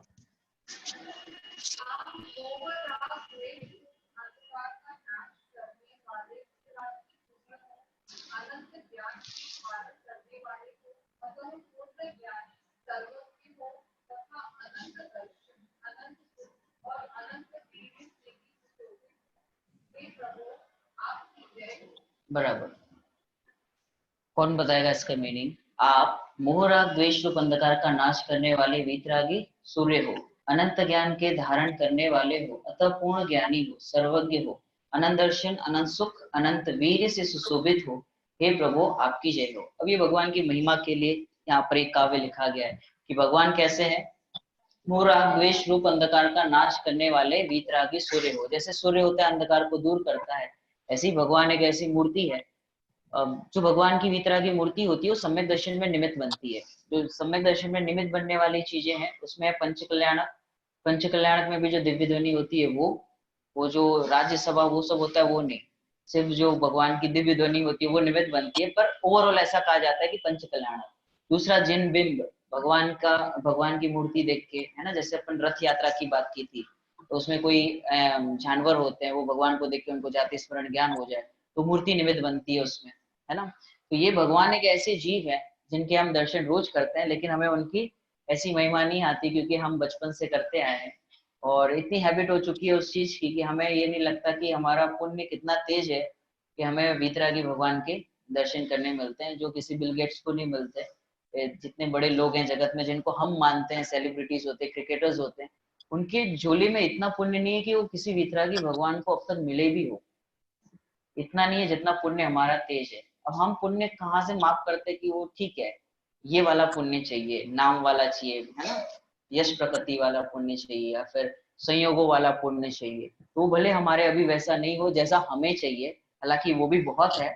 देखा जाए तो हमें कुछ, अभी सब अगर बैठ जाए घर पे तो किसी को जरूरत नहीं कमाने की, है ना। यदि हम ये मुंबई सिटी से बाहर जाए ना, जैसे तमिलनाडु उस सिटी में जाए, बाकी गांव साइड, तो हमें लगेगा कि हम काफी बेटर है, लेकिन हमारी इच्छाओं का खड्डा इतना बड़ा है कि वो हमें दिखता ही नहीं कि हम सफिशिएंट है, कि हमें कमाने की अब जरूरत नहीं है, राइट। फिर भी हमारी इच्छाएं इतनी होती है। अब ये इच्छा सिर्फ पैसे संबंधी नहीं समझना, संयोग संबंधी समझना, कपड़े संबंधी समझना। देखो लोगों को अभी ठंडी चल रही है, जानवर तो ऐसे बेचारे, वो कुत्ते होते हैं ना, बिल्ली होती है, सब छोटे छोटे जीव होते हैं, उनको कौन उड़ाने वाला कोई नहीं है, ऐसे ही बेचारे ठंड के मारे मर जाते हैं। बारिश होती है तो कोई छत नहीं है ना, और ऐसे रोड पे बहुत सारी, हाईवे पे बहुत सारे लोग ऐसे सोते हैं, उनको तो कुछ है ही नहीं ऐसा। तो हम तो काफी सेफ है, उड़ने के लिए एक चादर, फिर ज्यादा ठंडी लगे तो दो उड़ाने वाले भी हैं और उड़ने के लिए भी है, उनके पास वो भी नहीं है। पर हमारी इच्छाएं इतनी है कि हमें वो ऐसे ऐसे वाले घर में सोना है, किसी को राउंड वाला वो चाहिए, बेड चाहिए, किसी को होटल में सोना है, किसी को हवा में सोना है ना, ऐसा तरह तरह के होता है। तो ऐसे ऐसे सोना है, ऐसी जगह पे सोना ही है ना, और वो वहां पे भी शांति है नहीं। तो 10,000 20,000 50,000 जो दे के सोता है, टेंशन में तो रहता ही है ना, आकुलता तो रहती है, चाहे वो जी हो चाहे हम जी हो। अब उपाय ये है कि आकुलता का जो इच्छाओं का अभाव करना एक ही उपाय है, और ऐसा उपाय करे कि ऐसी इच्छाएं कभी ना हो, है ना, कि वापस से उस जिस सुख के लिए हम जा रहे हैं वहां पे सुख तो मिल नहीं पाता। बस एक आभास होता है कि हम गए और हमने ऐसा किया, और वास्तव में देखा जाए तो वो भी भ्रम है। एक्चुअल में हम वहां पे सिर्फ वो फिजिकली हमें दिखता है हम गए, कर कुछ नहीं पाते, क्योंकि इच्छाएं बदल जाती हैं, चीजें बदल जाती हैं। तो जब तक हम वहां पे पहुंचते इच्छाएं बदली हो जाती है, तो भूख वैसे भी नहीं पा रहे, खाने संबंधी हो चाहे पहनने संबंधी हो। तो ये लॉजिक लगा लगा के जो हमारे आचार्यों ने हमें समझाया है, तो उससे समझ में आता है कि ये हमारे वितरागी भगवान ऐसे जो हमें ये बताते हैं कि कहीं जाने की जरूरत नहीं है, कुछ देखने की जरूरत नहीं है, कुछ खाने की जरूरत नहीं है, कुछ कपड़े की जरूरत है ही नहीं। अब ये कहाँ समझना है, इसका अर्थ ऐसा नहीं कि अभी कपड़े छूट जाएंगे, इसका अर्थ ऐसा नहीं कि हम अभी घूमने जाना बंद कर देंगे, लेकिन ये पहले माइंड में चलता है, धारणा ज्ञान में स्पष्ट होते रहता है। फिर वो जितना हम कितना बल लगाते हैं उस पर, फिर जितनी जितनी कषाय कम होगी, जितना जितना राग घटेगा, वो ऑटोमेटिक छूटता है। अगर आप छोड़ भी दोगे ना, हम अभ्यास पूर्वक करते भी हैं, फिर वो 10 दिन 10 लक्षण में होता है, फिर क्या होता है, 11वें दिन जैसे थे वैसे, है ना, फिर मन करने लगता है ना, ख्याल में आ रहा है। तो ऐसे कषाय जब तक नहीं जाएगी ना, और सबसे मेन है कि अनंत अनुबंधी जानी चाहिए, नहीं तो वो कषाय क्या होता है, दबती है, फिर वो उठती है। जब तक अनंतानुबंधी कषाय नहीं जाएगी, अनंतानुबंधी माने मिथ्यात्व के साथ होने वाली कषाय, जब तक अनंतानुबंधी नहीं जाएगी तब तक कुछ नहीं होना है। फिर वो 90 ग्रेविक तक चला जाता है, अनंत अनुबंधी नहीं गई हो, मुनि बन जाते हैं, 90 ग्रेविक तक चला जाता है वो जी, लेकिन फिर वो वापस से चक्कर, हम सब जाके आ गए वहां पर, लेकिन वो अनंतानुबंधी जो कषाय है उसका अभाव अब तक नहीं किया। कौन सा, दर्शन मोह, उसका अभाव नहीं किया। दर्शन मोह जाने से अनंतानुबंधी कषाय का अभाव होता है, और वही बाकी रह गया, बाकी सब कर लिया जो हो सकता था, उपवास, है ना, जो करना था। 31 दिन के उपवास, एक एक साल तक हमने उपवास किया है, लेकिन कुछ हुआ नहीं। इसका अर्थ ऐसा नहीं कि उपवास नहीं करना, इसका अर्थ ऐसा लेना है कि उतने से नहीं होगा, उससे तो नहीं होगा, उतने से भी नहीं होगा। अगर होगा तो एक कसाय के अभाव पूर्वक ही होगा, उसके बिगड़ पॉसिबल नहीं है। अनंतानुबंधी कसाय को कैसे पहचान सकते हैं, तो उसमें, हाँ बोलो, लकीर है, वो 3 कषाय चौकड़ी पूर्वक, है ना, जिनके स्वंजलन कषाय होती है, स्वंजलन कषाय का वो उदाहरण है कि पत्थर की लकीर, पानी की लकीर, पानी की लकीर में ऐसे करो तो कितनी देर रहती है, उतनी कषाय 3 कषाय चौकड़ी के अभाव पूर्वक जो वितरागता होती है, उसमें इस टाइप की कषाय होती है, बस वो उतनी रहती है और चली जाती है, मतलब वो ना के बराबर। तो स्वंजलन कषाय में वो उदाहरण आता है कि पत्थर की लकीर तो मिथ्या है ही, अपन सब बैठे ही हैं यहाँ, पत्थर की लकीर जैसा ही है अपना, एकदम अंदर गहरा रहता है अपना, वो नहीं, वो मिथ्यात्व के साथ होता है, वो अनंतानुबंधी होता है। अनंतानुबंधी कषाय कैसे पता चलता है, तो अनंतानुबंधी कषाय में आप एक काम करोगे तो आपको पूरा समझ में आ जाएगा। कौन सी दीपिका, भाव दीपिका, भाव दीपिका, वैसे नहीं, ओके, भाव दीपिका में पंडित जी, कौन से पंडित जी ने लिखा है वो, दीपचंद जी चासलीवाल, उन्होंने ये लिखा, उसमें ये पूरा 4 कषाय अनंतानुबंधी का दिया। उसमें अनंतानुबंधी क्रोध, अनंतानुबंधी मान, माया, लोभ, चारों में कैसे कैसे किस जाति के परिणाम होते वो भी लिया गया है। तो आप वो पढ़ोगे ना वहां से तो क्लियर होगा, मैं बता रहा हूँ। अनंतानुबंधी में कैसा होता है, अनंतानुबंधी कषाय क्या रहती है, उसमें क्या होता है, उसमें ऐसा लगता है कि पंखे से मजा आता है, उसमें ऐसा लगता है खाने में बहुत सुख है, एकत्व ममत्व कर्तृत्व भोक्तृत्व बुद्धि उसमें होती है।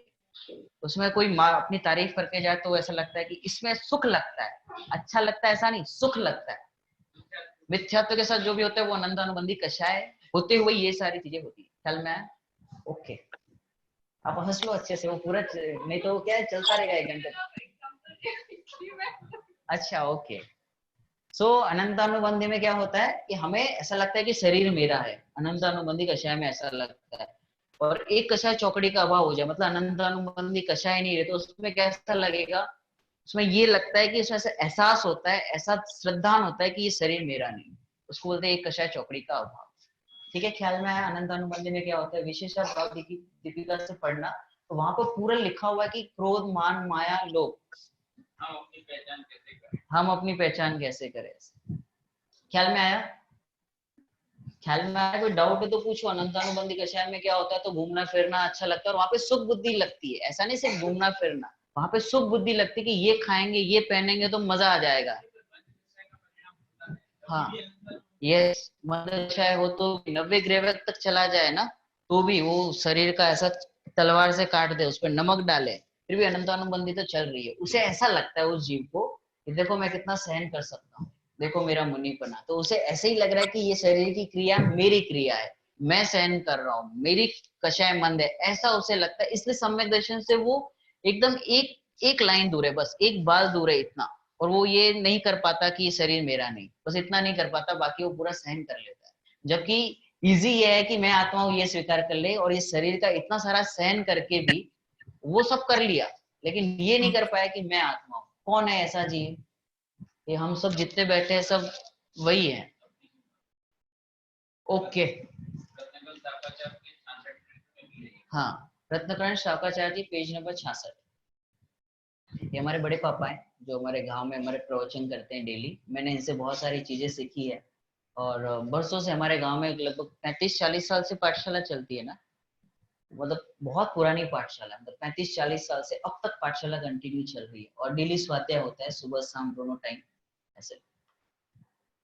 ओके, चलो आगे बढ़े। इसमें किसी को कुछ पूछना है, बोलना है? आगे बढ़ते हैं।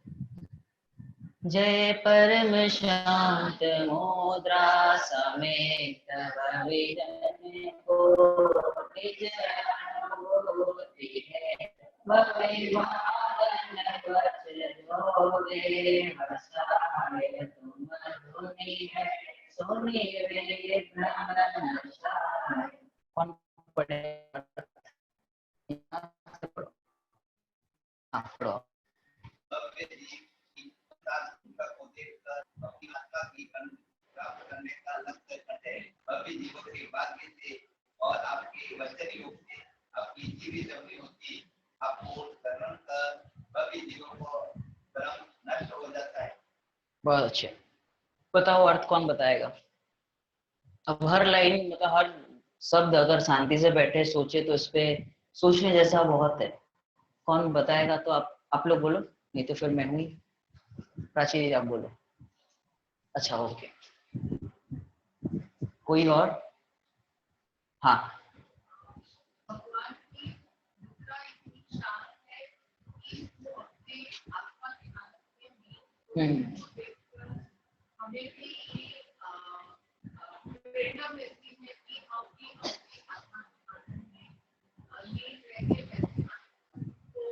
प्राप्त करें। हाँ हाँ,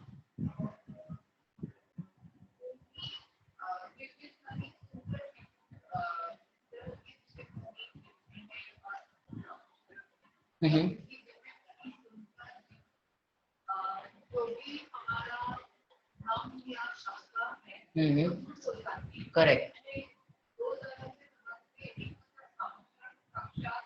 भगवान हो।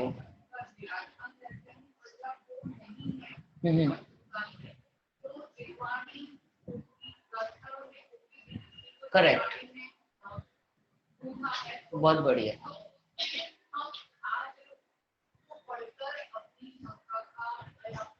भ्रम का नाश कर, बहुत अच्छा। इन शॉर्ट उनका शॉर्ट में ये कहना था कि भगवान को देख के हम उनके जैसे बनने की प्रेरणा ले सकते हैं, जैसे वो शांत है वैसे शांत हम भी हो सकते हैं, और उनको देख के हम अपने अज्ञान को, मोह राग द्वेष रूपी जो अज्ञान हमारा चल रहा है उसको हम दूर कर सकते हैं। ठीक है, और कोई? ओके, सो हम जब भी पढ़े तो इस तरीके से पढ़े, जैसे इसमें लिखा है कि भव्य जीव। कौन है ये भव्य जीव?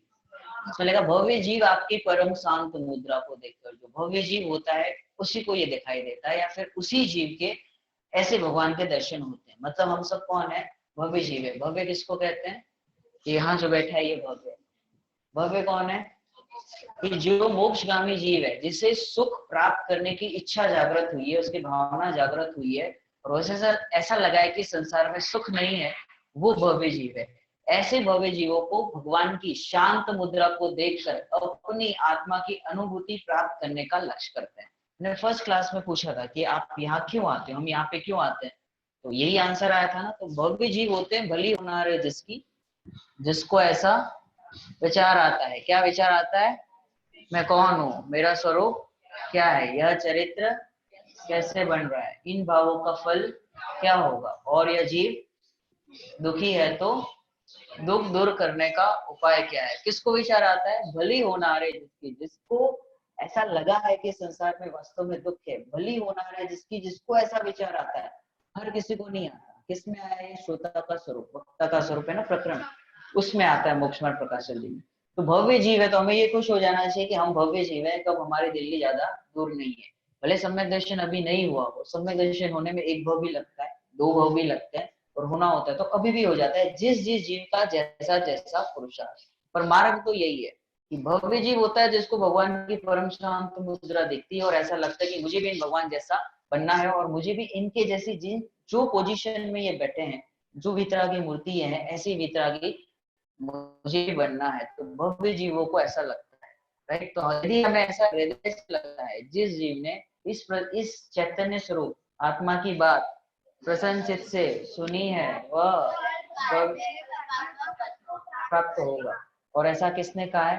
तत्प्रीति प्रीति चित्ते नयन वार्ता पीहि श्रुता। कहाँ पर आता है ये? आचार्य पद्मनंदी पंचदंतिका, उसमें ये आता है। तो आचार्य देव ने कहा है कि जिस जीव ने प्रसन्न चित्त से सुनी है, सपोज हमें एक भी लाइन याद नहीं रहे इसमें से, जो बताया कुछ नहीं, जीव की डेफिनेशन भी याद नहीं रहे, तो भी कोई तकलीफ नहीं है, लेकिन ऐसा लगे कि ये मेरी बात है, प्रसन्न चित्त से सुने। जैसे वो कॉन्गेस वाला, उसने क्या किया था? कुछ भी नहीं किया, कभी पढ़ने ही नहीं गया, अगले वर्ष में कुंद कुंद आचार्य बना, है ना। 5 परमागम ग्रंथ की रचना की, 84 पाउंड लेके, 84 पाउंड लेके उन्होंने, एक स्कूल, कुछ स्कूलिंग नहीं किया। मतलब स्कूल जाने से कुछ नहीं होता भव्य, स्कूल से ज्ञान है ही नहीं, वहां से मिलता ही नहीं। श्रीमद राजचंद्र जी ने ऐसा कहा, किसी से उन्होंने पूछा, किसी ने पूछा श्रीमद जी से कि आपको ये जाति स्मरण ज्ञान हुआ, कैसे हुआ? तो कुछ पढ़ाई की होगी, कुछ उनको कुछ ट्रिक चाहिए होगी, तो उन्होंने कहा कि जब ज्ञान निर्मल होता है ना, तो ये ऑटोमेटिक होता है, इसके लिए एफर्ट्स नहीं देने पड़ते। मतलब ये जितनी कलाएं है, हमारा जो ज्ञान का आवरण है, वो कैसे जाएगा? जब ज्ञान का आवरण हटेगा तो ज्ञान ऑटोमेटिक खिलता है, और पूरा चला जाए तो केवल ज्ञान हो जाता है। उसके लिए स्कूल जाने की जरूरत ही नहीं है। कुंद कुंद आचार्य को स्कूल ही नहीं गए, तो उन्होंने सिर्फ ये भावना भाई कि मैं भगवान बन सकता हूँ। और उसे डाउट भी होता था कि कैसे बनूंगा, फिर गाय कौन चराएगा। उसे मुनिराज पे डाउट नहीं हुआ, उसे ऐसा मन में चल रहा था। और उसे ये था कि ये मुनिराज जो है, इनका उपदेश सुनने राजा लोग जाते हैं, इतने बड़े बड़े लोग सुनने जाते हैं, तो ये गलत तो नहीं हो सकते, है ना। सभी लोग सुनने जाते हैं, तो मुनिराज ने मुझे कहा कि मैं भी भगवान बन सकता हूँ, मैं भी सुखी हो सकता हूँ, बात तो सही है। तो ऐसे उसके मंथन चलते रहता था, और उसकी भावना बहुत अच्छी थी। फिर उसने जो ग्रंथ का, है ना, ग्रंथ भेंट किया था मुनिराज को, जो उससे जंगल में मिला था, बहुत हृदय से जिनवाणी भेंट की थी मुनिराज को, है ना। उच्च उच्च क्या कहते हैं, वक्ता, या फिर कह के जो योग्य पात्र जीव है, उनको उन्होंने ग्रंथ भेंट किया। और भावनाओं से काम होता है। कहने के शॉर्ट में ये कहना है कि खाली पढ़ाई से कुछ नहीं होता। जिस जीव ने इस आत्मा की बात, किस आत्मा की बात, इस आत्मा की बात प्रसन्न चित्त से सुनी है, तो पक्का भगवान बनेगा। भले उसको फिर पढ़ाने आता हो, आंसर बोलने नहीं आता हो तो भी चलेगा, लेकिन अंदर से ऐसा लगना चाहिए, बात तो यही सत्य है। तो कब लगना चाहिए? स्वाध्याय हॉल में, ऐसा हर समय खाता पीता उठता बैठता बोलता चालता દરેક સિચ્યુએશનમાં એવું લાગે કે હું હવાવાળો નથી, જાણવાવાળો છું, એવું લાगे, उसे कहते हैं प्रसन्न चित्त से सुनना समझना। ऐसा कोई भी परिस्थिति बने, भले उसमें हमें गुस्सा आ गया, है ना, होता है ना, कितने लोगों को गुस्सा आता है, ऐसा कितने लोगों को नहीं आता? ये प्रश्न उल्टा होता है। सभी को आता है, सभी को आता नहीं, मुझे आता है ऐसा बोलो, सभी को आता है तो हम सब इंक्लूड हो गए। बहुत सारे शांत लोग हैं यहाँ पर। सो गुस्सा आया उसकी प्रॉब्लम नहीं है, लेकिन उस समय ऐसा भव्य जीव कौन है जिससे ऐसा विचार आता है कि गुस्सा मेरा स्वरूप नहीं, क्रोध करने लायक नहीं, क्रोध मेरा स्वरूप नहीं है, ये भव्य जीव है। इसने जिनवाणी प्रसन्न चित्त से सुनी है। गुस्सा आया उसकी प्रॉब्लम नहीं है, गुस्सा तो आता ही है। देख लो ज्ञानी जीवों को भी आता है ना। चक्रवर्ती लड़ने जाते होंगे तो प्रेम से थोड़ी लड़ते होंगे, गुस्सा आता ही होगा वहां पर उन्हें उस समय भी ये ध्यान रहता है, ये चित्त में बैठ गया है, ऐसा दृढ़ विश्वास हो गया कि क्रोध मेरा स्वरूप नहीं है और ये करने लायक नहीं है, ऐसा होने लगता है। ख्याल में आ रहा है? ओके। भव्य जीवों के भाग्य से और आपके वचन योग से आपकी दिव्य ध्वनि होती है। किसको सुनने मिलता है ये? धन्य धन्य है वे जीव जो स्वानुभव की चर्चा भी करते हैं, सुनते हैं। कहाँ आता है ये? रहस्यपूर्ण चिट्ठी, है ना, टोडरमल जी साहब के मोक्ष प्रकाशक जी में एंड में आता है।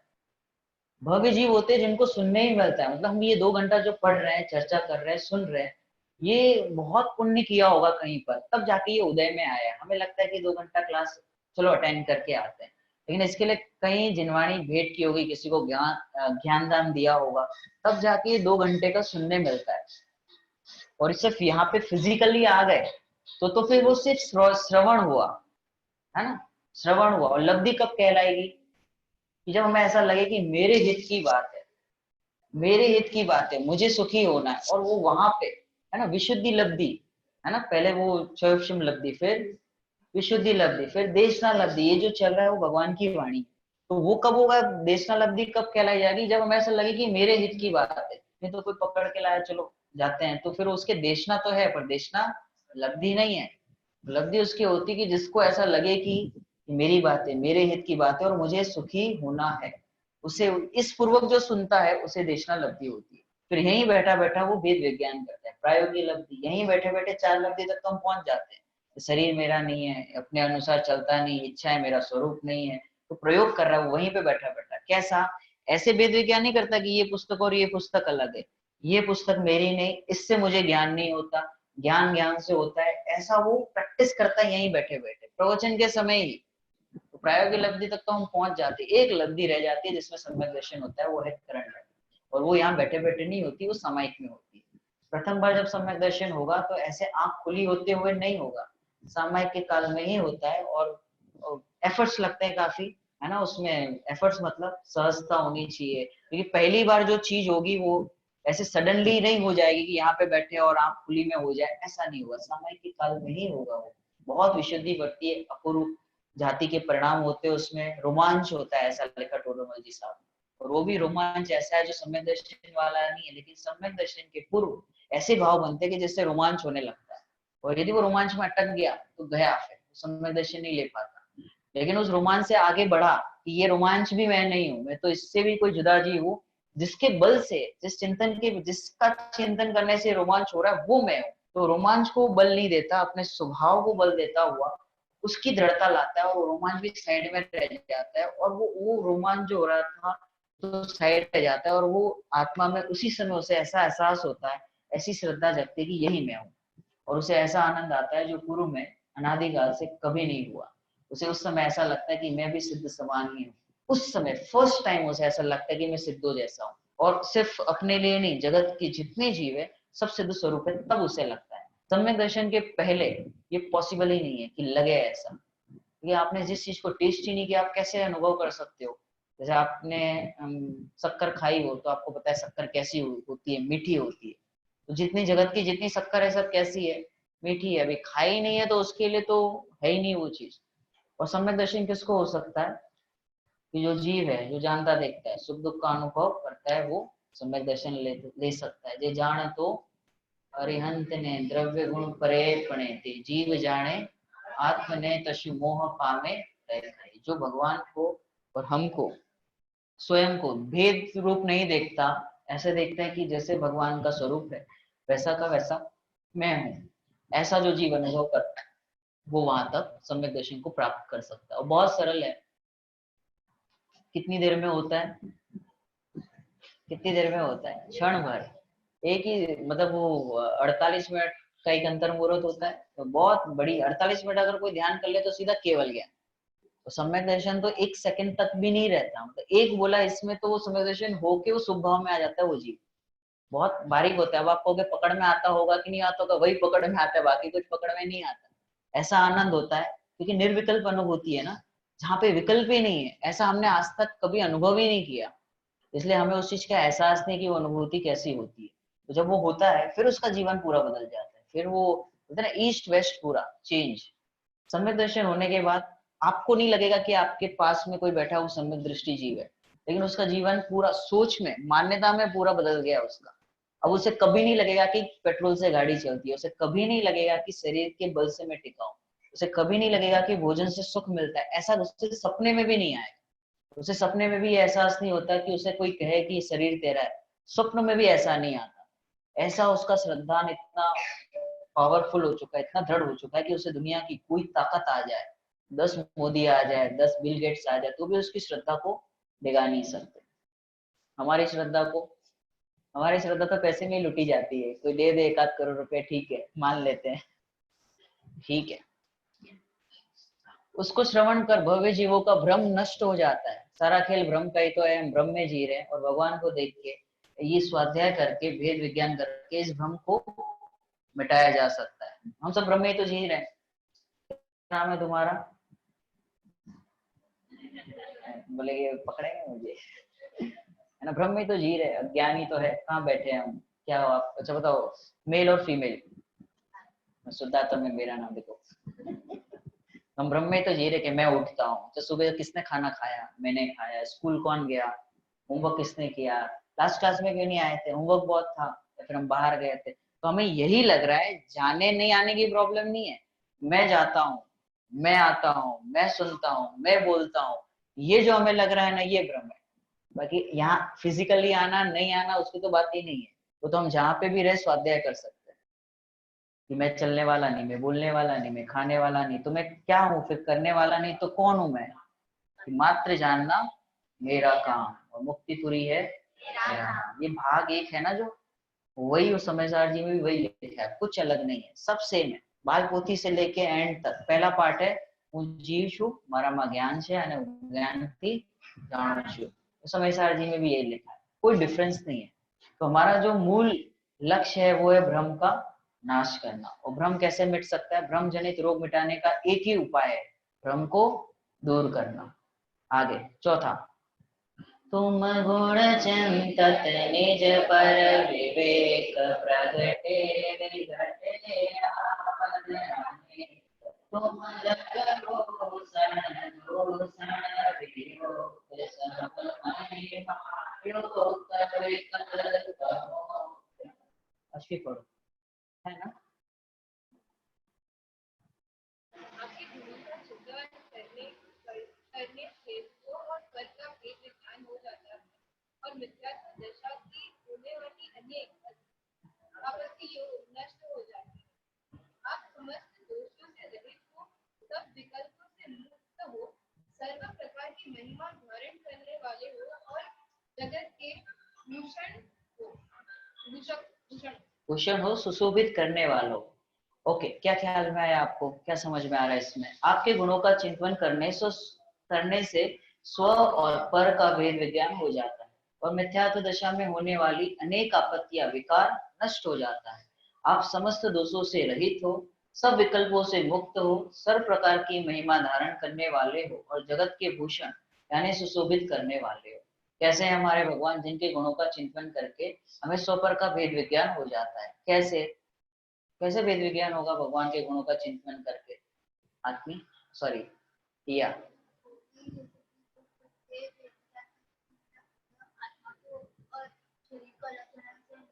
बहुत अच्छे, कि जैसे भगवान ने अपने शरीर है ना और आत्मा को अलग भिन्न जाना है, ऐसे ही हम भी अपने शरीर और आत्मा को दोनों को भिन्न जान सकते हैं उनके गुणों का चिंतन करके। कि जैसे भगवान के गुण अलग अलग हैं, उनकी पर्याय अलग अलग हैं, ऐसे ही हमारे द्रव्य गुण भी, पर्याय भी कैसे हैं? अलग अलग है। हम भी द्रव्य कर्म, नौ कर्म और भाव कर्म से रहित हैं। और कोई किसी को बोलना हो तो बोलो, आप बोलना है। आपके गुणों का चिंतन करके स्व और पर का भेद विज्ञान हो जाता है। मिथ्यात्व दशा में होने वाली अनेक आपत्तियां नष्ट हो जाती है। तो हमारी जितनी भी आपत्तियां हैं वो इसी से दूर होगी। क्या क्या आपत्तियां हैं? बच्चे नहीं मानते, घर के लोग नहीं मानते, हमारे अकॉर्डिंग नहीं होता, हम जैसा सोचते वैसा नहीं होती। अपनी समस्या तो यही है, छोटी मोटी समस्या कोई बड़ी भी नहीं है, कि हमारे अकॉर्डिंग चीजें नहीं होती, बच्चे नहीं मान रहे हैं, जैसा चाहिए वैसा होता नहीं, शरीर जैसा चाहिए वैसा नहीं मिलता, है ना? किसी को पतला चाहिए, किसी को मोटा चाहिए, किसी को लंबा चाहिए, किसी को छोटा चाहिए, किसी को काला चाहिए, किसी को गोरा चाहिए। तो आप सोचोगे काला भी चाहिए, बहुत लोगों को काला शरीर भी चाहिए। इंडिया से बाहर जाओ तो उनको सांवला चाहिए, किसी को ब्लैक चाहिए। हो नहीं सकता है ऐसा। तो एक ही सिचुएशन है जो हम कर सकते हैं, एक ही जो है अवस्था वो हम प्राप्त कर सकते हैं, या फिर एक ही चीज है जो हम सोच सकते हैं। जो वस्तु जैसी है उसको स्वीकार करना, यही हो सकता है, उसके सिवा कुछ नहीं हो सकता। उसके सिवा एक ही चीज होता है, वो है माथा खराब करना।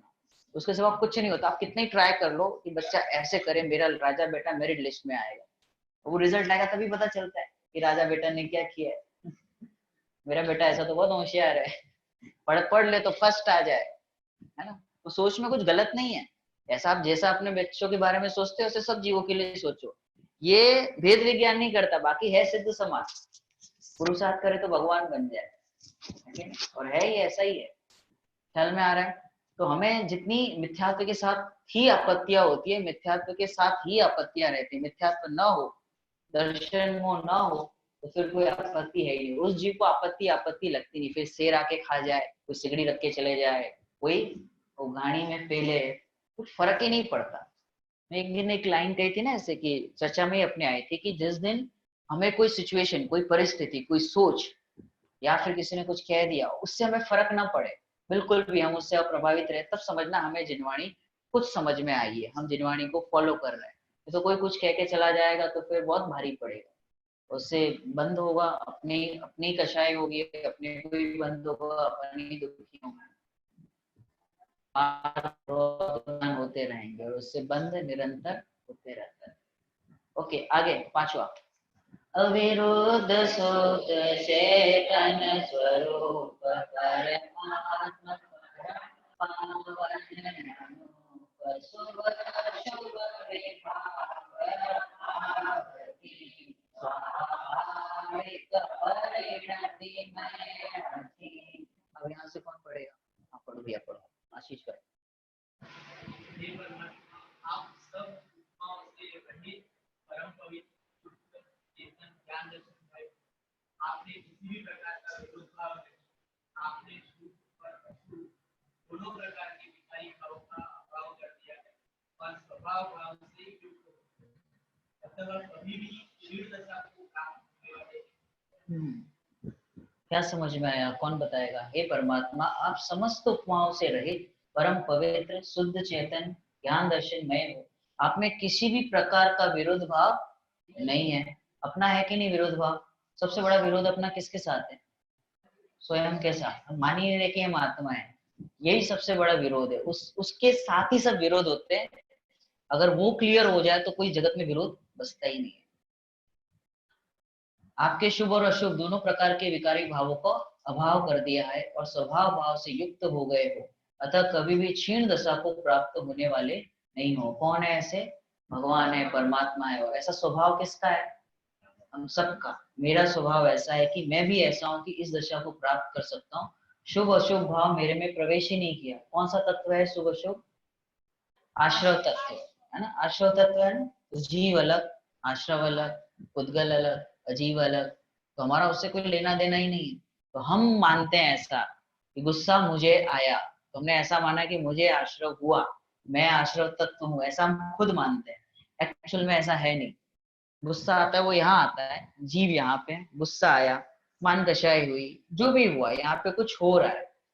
अच्छे भाव होते हैं, बुरे भाव होते हैं, राग होता है, द्वेष होता है, सब यहाँ हो रहा है। और यहाँ पे भी एक जीव तत्व बैठा है जो इन सबको जानता है। क्रोध को पता नहीं है कि उसको क्रोध हो रहा है, कि क्रोध को पता ही नहीं है क्रोध क्या चीज है। लेकिन ये किसको पता चल रहा है? जीव को। जान कौन रहा है कि क्रोध हुआ? जीव जान रहा है। अब मिस्टेक क्या हुई कि जीव की और क्रोध की प्रॉब्लम नहीं है। प्रॉब्लम ये है कि जीव को ऐसा लग रहा है, यानी कि मुझे ऐसा लग रहा है कि क्रोध मुझे हुआ। क्रोध हुआ उसकी तकलीफ ही नहीं है। तकलीफ ये है कि क्रोध मुझे हो रहा है और हम उसे दूर करना चाहते हैं, कि जो क्रोध मेरा है ऐसा मान के हम क्रोध दूर करना चाहते हैं, तो क्रोध दूर होगा ही नहीं।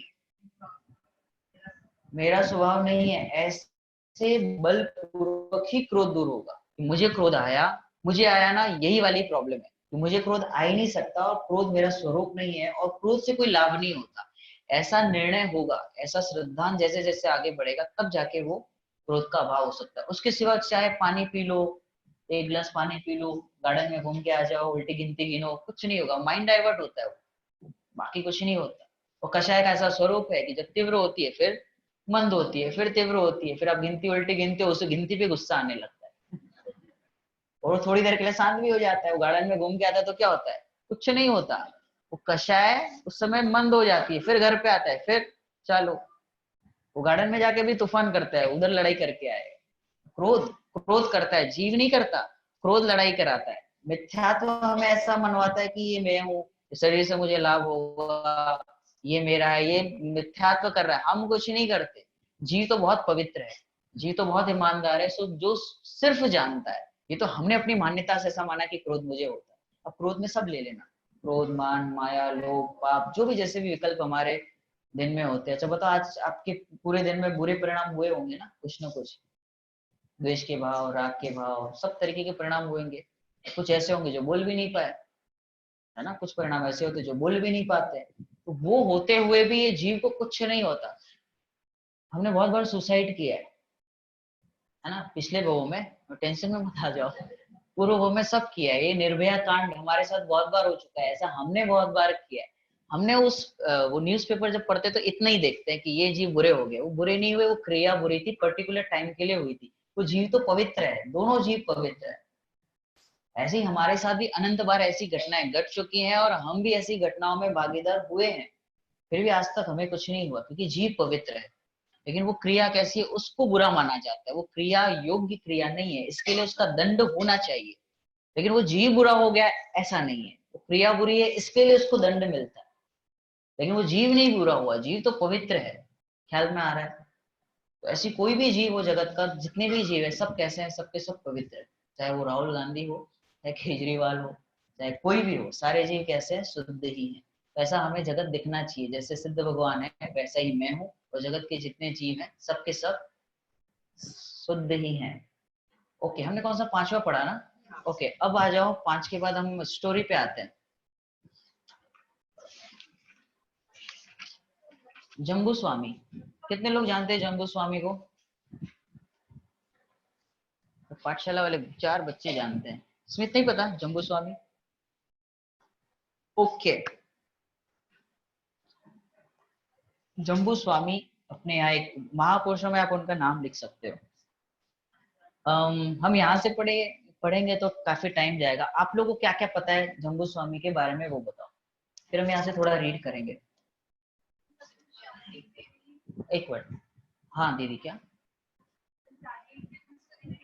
उन्होंने शादी के दूसरे दिन ही दीक्षा ले ली थी? किसके पुत्र थे? सेठ जी के पुत्र थे। उनकी 4 रानियां थी। इस युग के अंतिम केवली थे। आत्मी, पिता का नाम अरमदास और माता का नाम जैनमती था। और चोरों ने दीक्षा ले, चोरी करने आए थे। वो रात्रि में वो चर्चा सुन रहे थे, अपनी रानियों के साथ सुन रहे थे। तो चोर भी सुन रहे थे, देखे तो क्या बात कर रही है, उनको भी वैराग्य हो गया। कितने चोर थे?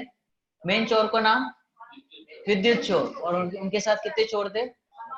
500। सोचो उनका महल कितना बड़ा होगा, 500 लोग सब सुन रहे, कितना बड़ा महल होगा। 500 चोरों ने दीक्षा, वैराग्य आ गया, उनको दीक्षा ले ली।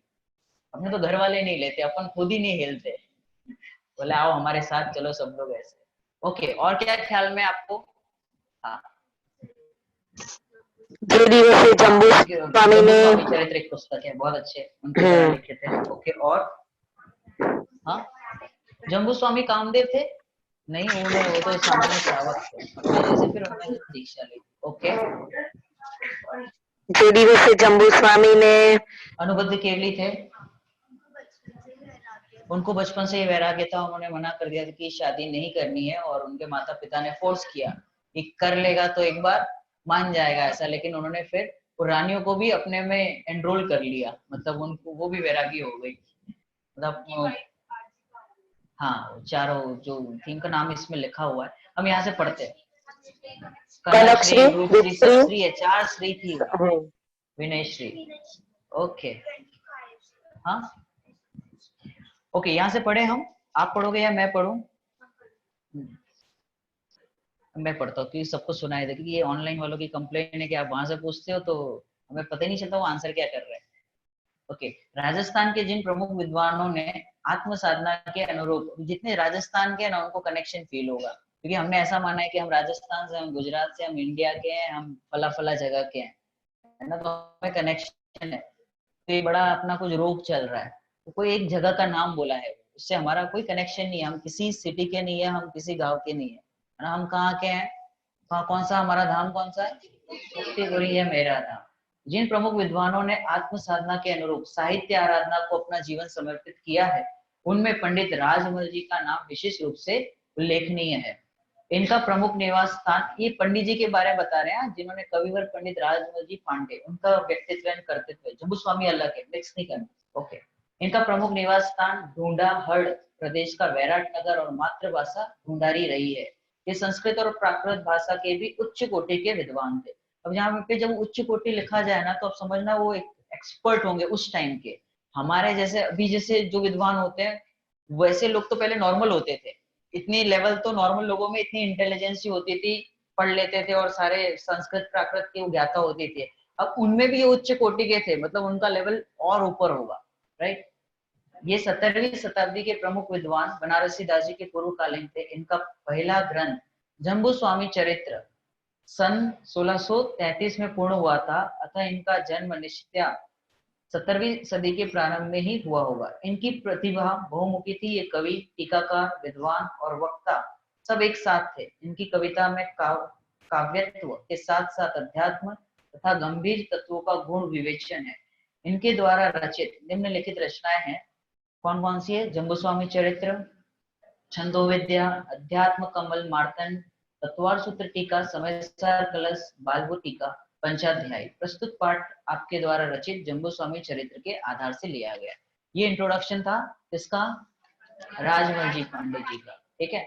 अब जो हम पढ़ रहे हैं वो जम्बू स्वामी से रिलेटेड उनकी जो स्टोरी है वो हम पढ़ेंगे। कहाँ से लिया गया है, जम्बू स्वामी चरित्र, किसने लिखा है जम्बू स्वामी चरित्र, राजमल जी पांडे जी ने। ओके, चलो अब ये यहाँ पे कन्वर्सेशन है भाई बहन का, हम डायरेक्ट पढ़ेंगे। अंतिम तीर्थंकर भगवान महावीर पूर्ण वितरागी और सर्वज्ञ थे। उनके बाद भी कोई पूर्ण वितरागी और सर्वज्ञ हुआ? भगवान के बाद, भगवान महावीर का मोक्ष होने के बाद भी कोई मोक्ष गया है? हाँ, क्यों नहीं हुए? उनके बाद गौतम स्वामी, सुधर्माचार्य और जम्बू स्वामी पूर्ण वितरागी और केवल ज्ञानी हुए। इस युग के अंतिम केवली जम्बू स्वामी है। कौन से काल में मोक्ष गए थे जम्बू स्वामी? पंचम काल में। लेकिन हमने तो ऐसा पढ़ा है कि पंचम काल में मोक्ष नहीं हो सकता, तो पंचम काल में मोक्ष हो सकता है कि नहीं हो सकता? तो अपने को होना चाहिए ना, मोक्ष हो सकता है। तो ऐसा कहा जाता है कि पंचम काल में 7वें गुणस्थान से ऊपर नहीं जा सकते, है ना, 7वें गुणस्थान वर्त तक ही जीव जा सकता है, और महिला हो तो 5वें गुणस्थान वर्ती जीव, उससे ऊपर नहीं जा सकते। तो फिर ये जम्बू स्वामी कैसे गए? तो एक रूल है, यदि किसी जीव ने चौथे काल में जन्म लिया हो तो पंचम काल में जा सकता है। तो यहाँ पे कोई ऐसा है जिसने चौथे काल में जन्म लिया तो वो जा सकता है। तो मतलब अभी हमारा चांस नहीं, हमारा चांस कहाँ तक है? 7वें गुणस्थान तक, और आपका 5वें गुणस्थान तक। ये इसमें कोई विमेन एम्पावरमेंट नहीं आएगा, कोई भेदभाव नहीं आएगा, ऐसा वस्तु का स्वरूप है, ठीक है। नहीं तो कहोगे भेद विज्ञान करते करते भेदभाव होने लगा है। चलो, तो महावीर स्वामी के समान जम्बू स्वामी भी कौन थे? राजकुमार थे।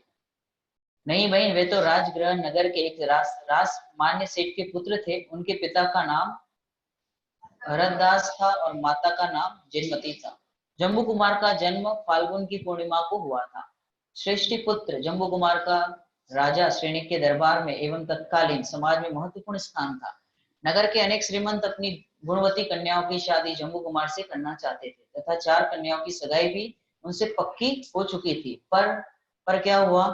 पर वे तो बचपन से ही वैराग्य रस में पगे हुए थे। उनका मन तो आत्मा के अनंत अतीन्द्रिय आनंद के लिए तड़प रहा था, अतः उन्होंने शादी करने से साफ इनकार कर दिया। पक्की सगाई तोड़ दी, विवाह नहीं किया।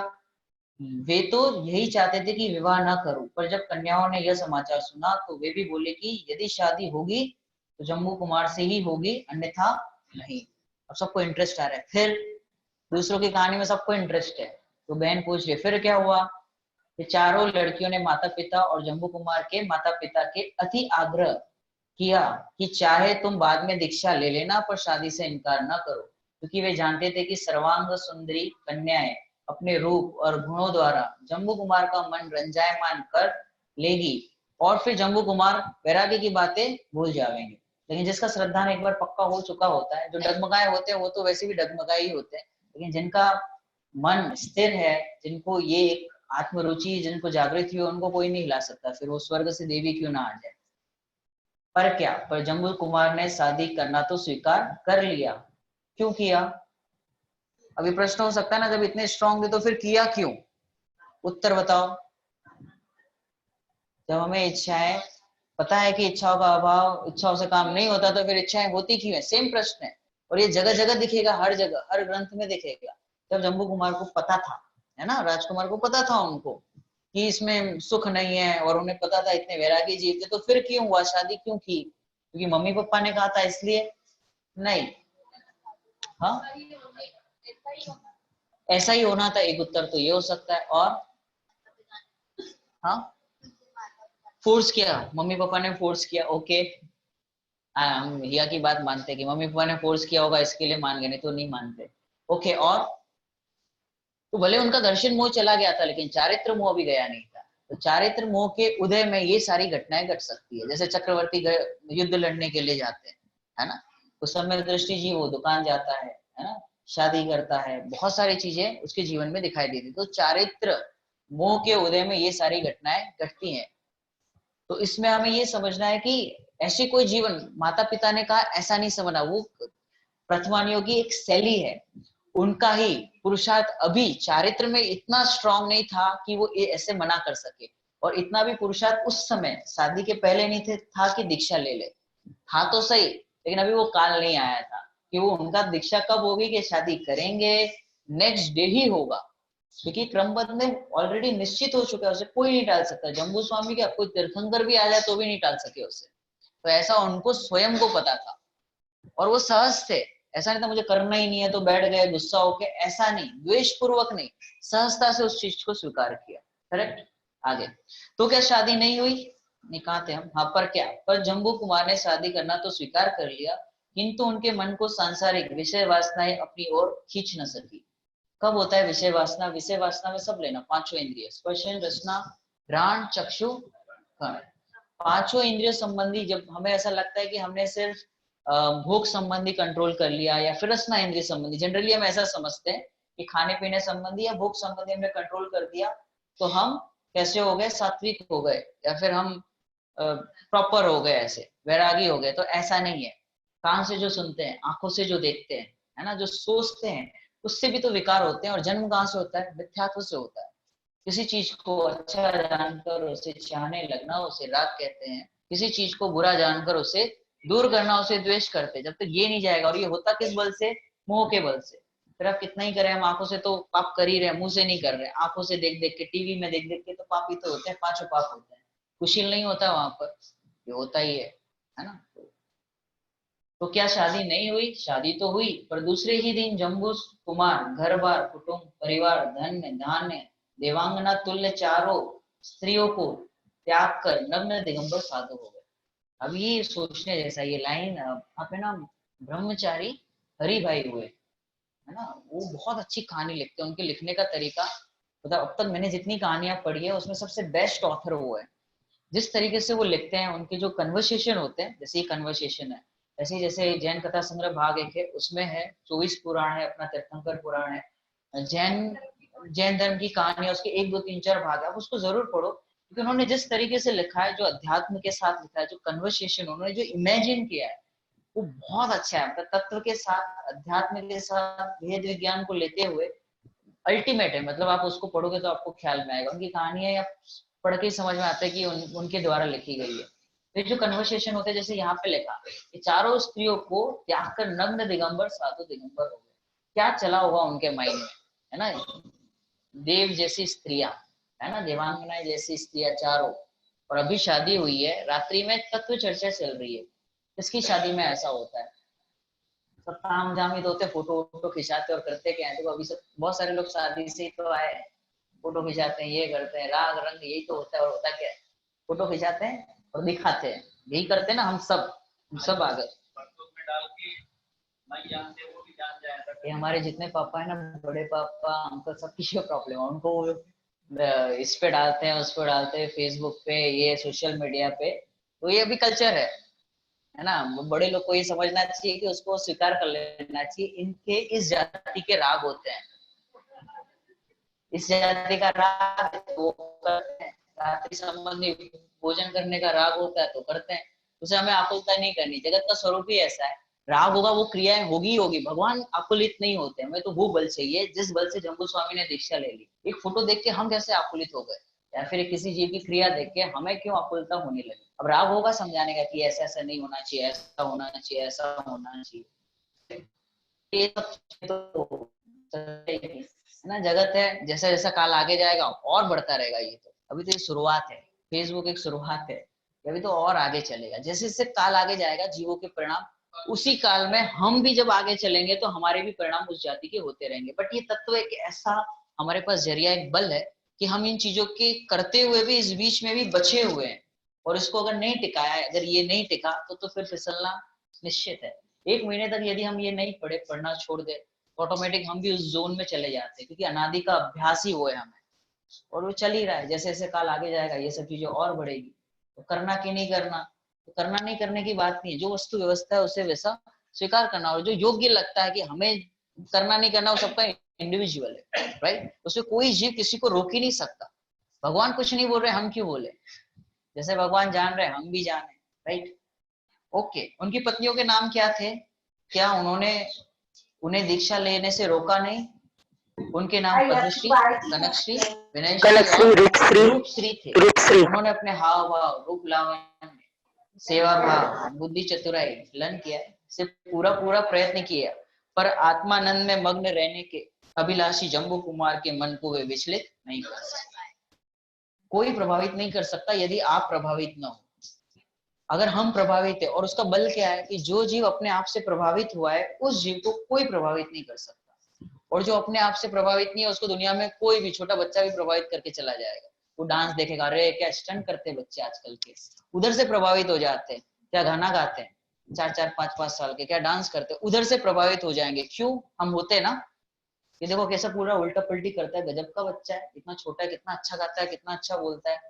क्यों ऐसा लगता है? क्योंकि हम अपने आप से प्रभावित नहीं, और हमें ऐसा लगता है हमने तो जीवन में कुछ किए ही नहीं है।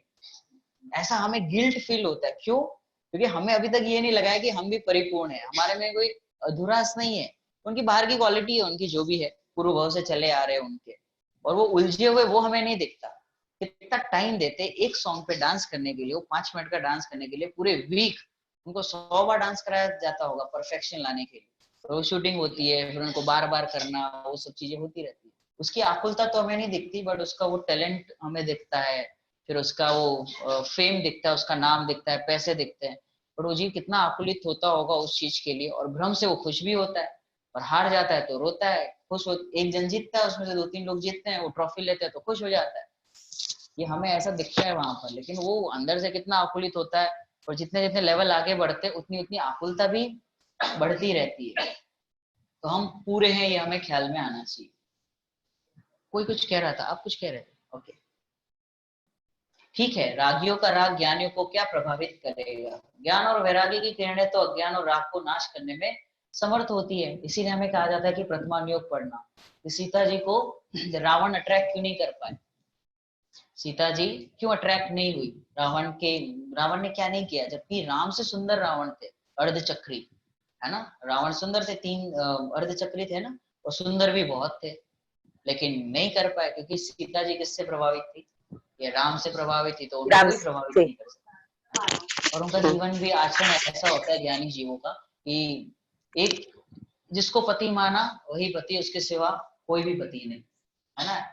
ऐसा चरणान योग में अपने बहुत सारे कथन आते कि अपने पति के सिवा किसी और जीव की। और सीता जी ने ऐसा कहा था जब अग्नि परीक्षा की बात चली, तो उन्होंने कहा कि यदि मैंने अपने पति के सिवा किसी और के बारे में सोचा भी हो तो ये इस अग्नि में मैं जल के स्वाहा हो जाऊं, है ना। ऐसा उनको स्वप्न में भी ऐसा मुझे लगा हो तो जो उन जीवों की, इसीलिए वो महापुरुषों में आते हैं उनके नाम, है ना। सती की ऐसी थोड़ी बनती है। तो उनके अंदर में ऐसा श्रद्धान इतना पक्का कि अगर ऐसा हो तो अग्नि में स्वाहा हो जाऊं। ऐसा इस काल में ऐसा एक बता दो,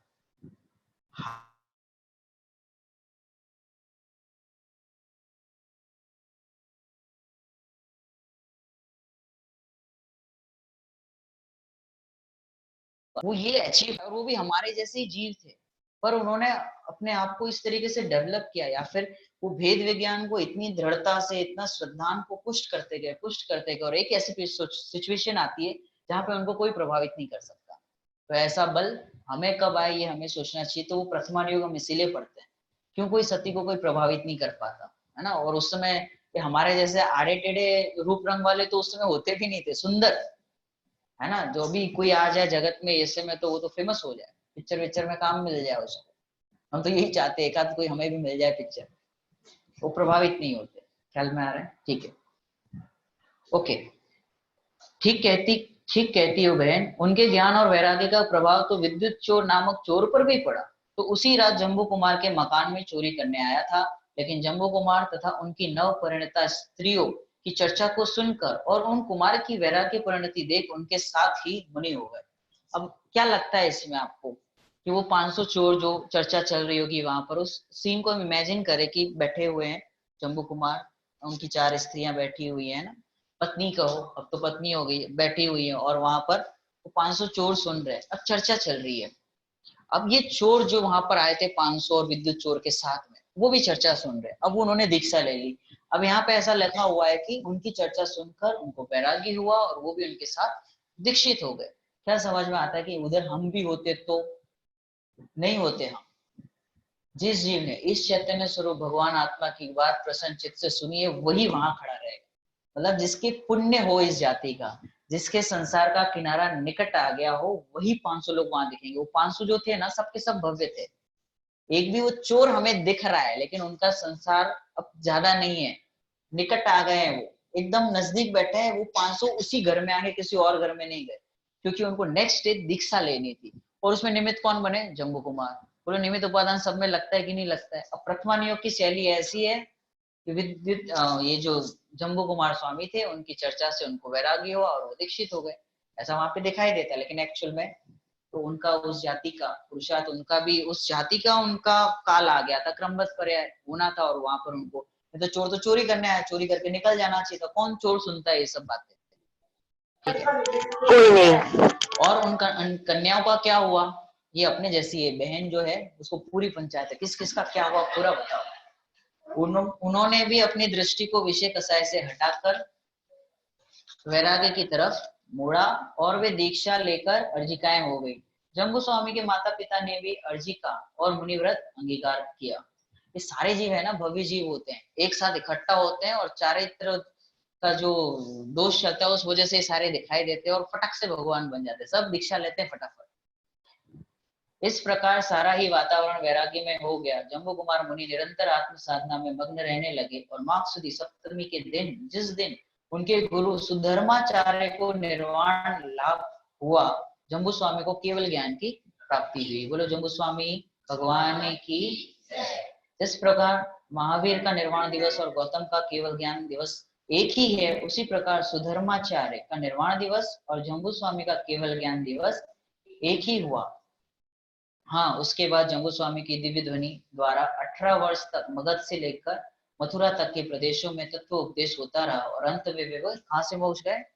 मथुरा 84 कहते हैं, वहां से मोक्ष पधारे। कौन?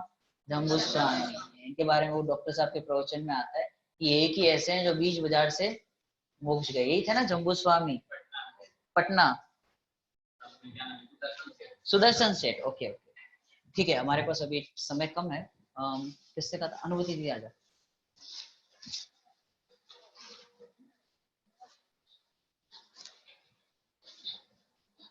और फटाफट आप सोच के रखना। आज हम एक ही लेंगे क्योंकि टाइम पूरा हो गया, आपका ही लेंगे भाभी नेक्स्ट टाइम। नहीं, आप आ जाओ। हाँ, आप लोग तैयार रहना। ये जो बोल रहे वो तो सुनो ही। आज आपने क्लास में क्या क्या सीखा और क्या अप्लाई करोगे, वो आपको पूरे वीक के लिए सोच के रखना है, और बताना है कि आज आपने क्या क्या सीखा। हाँ, इनका वीडियो कौन ले रहा है? हाँ, आप ले लो। स्टार्ट। माइक छूटता ही नहीं है। नहीं मेरा।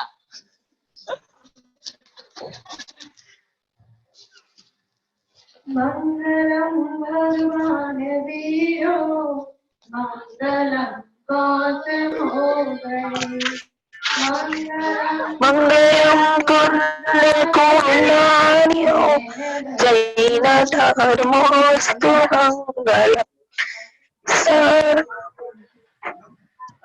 आज सबसे पहले दान की बात चली थी कि दान किस जीवों को दिया जाना चाहिए, तो उसमें आया था कि दान पात्र जीव को भी दिया जाना चाहिए। पात्र जीव का निर्णय हमें स्वयं करना होगा कि पात्र है या नहीं, और दान देते समय में परिणाम कैसे है इस बात पे ध्यान देना चाहिए। फिर उसके बाद बात आई थी कि इच्छाओं की पूर्ति संभव है कि नहीं है। तो इच्छाओं की पूर्ति तो कभी संभव नहीं है अभी, मतलब वर्तमान में। भगवान के तो है लेकिन अपनी नहीं है। क्यों? क्योंकि एक इच्छा होती है पूरी और दूसरी चालू हो जाती है, दूसरी होती है तीसरी, और उसमें भी संतुष्टि नहीं होती हमें कभी। हम मतलब सेटिस्फाई नहीं होते कि हाँ ये अच्छा हुआ। बच्चे काम कर ले तो भी मतलब दुखी रहते हैं अपन हमेशा। तो इच्छाओं का अभाव तो कभी संभव नहीं है, और संभव है तो भगवान के द्वारा जो देखने में आता है तो हमें भी उनके जैसा ही बनने का प्रयास करना चाहिए।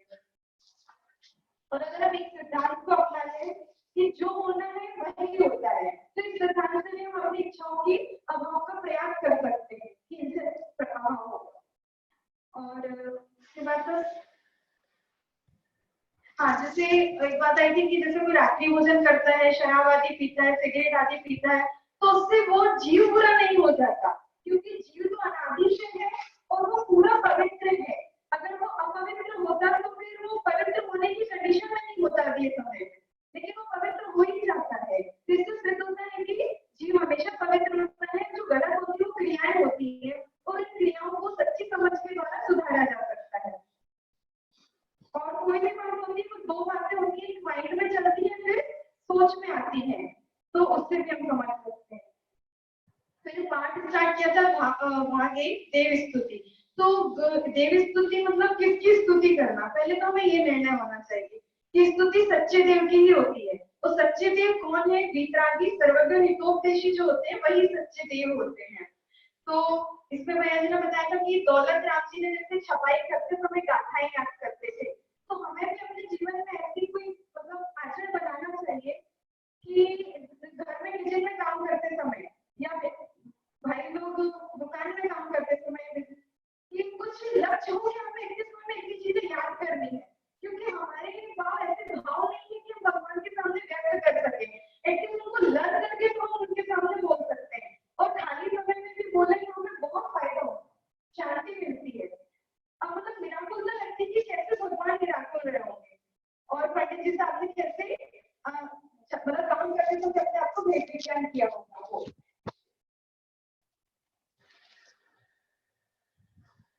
देव स्तुति का अर्थ समझेंगे। सकल दे ज्ञान तदपि निजानंद रश्मि वो विनेन्द्र जयवंत ने हरिरस रहस्य। पंडित जी ने ऐसा बोला, लेकिन हम ये ना समझे कि पंडित जी कह रहे हैं हमारे भाव आएंगे कि आप समस्त लोग की ज्ञाता है, मतलब आपको सब कुछ दिखता है। आपके मंदिर में अभी मंदिर जी में जाते हैं तो ऐसा दिखता है कि यहाँ गरीब भी आता है, सेठ भी आता है, रोगी भी आता है, लेकिन उनको किसी से करुणा नहीं आती, किसी से दया नहीं आती, किसी से द्वेष नहीं आता। क्यों? क्योंकि उन्होंने अपने स्वरूप को देख लिया, अपने को पूरा देखा है, और किसी से ना वो राग करते हैं ना द्वेष करते हैं, इसलिए वो निर्लिप्त रहते हैं, तो प्रसन्न रहते हैं। तो ऐसे ही प्रसन्न रहने की कला हमें आनी चाहिए। और आघाती जन्म जो हमारे अभी संयोग में है उनका बहुत दुखी है, तो भगवान के भी बताया कि भगवान के आघाती जन्म नहीं गए फिर भी वो दुखी नहीं दिखते, तो उसके बारे में विचार करना चाहिए। नेक्स्ट, जय वीतराग विज्ञान मूर्ति मोह में को हरण सोच, जय ज्ञान अनंता अनंत धार द्वय सुपीरज मंडे कपाल। जैसे सूर्य के निकलते ही अंधकार का नाश हो जाता है, सबको प्रत्यक्ष है। अगर समय ज्ञान रूपी प्रकाश का उदय हो गया तो हमारे भी मोह राग द्वेष अज्ञान मिथ्या तो सब कुछ नाश हो जाएगा। ऐसी भावना भगवान के सामने रखते हैं। जय परम शांत मुद्रा समेत भविजन को निज अनुभूति है, भवि भागन वच जोगे बचाए तुम दुनिया सुनि विभ्रम नचाए। हे भगवान के सामने जाके हमें ऐसा लगना चाहिए कि हे प्रभु आपकी मुद्रा को देखते ही मेरे सारे विकल्पों की शांति हो जाती है, सारे विकल्प नाश जिम्मानी है, जिम्मेदारी जिससे हमें प्राप्त हुई है वो हमारे लिए परम परम उपकारी है कि हमें हमारी आत्मा की याद दिलाती है जिम्मानी के माध्यम से। और आप तो प्रत्यक्ष में ही बताते हो कि अपने को आत्मा देखो और इस देह को भिन्न देखो। स्वाध्याय करके भी भ्रम नष्ट हो सकता है, अपना भ्रम को नष्ट है तो स्वाध्याय करना जरूरी है। शंभू स्वामी, हाँ नहीं टाइम हो गया।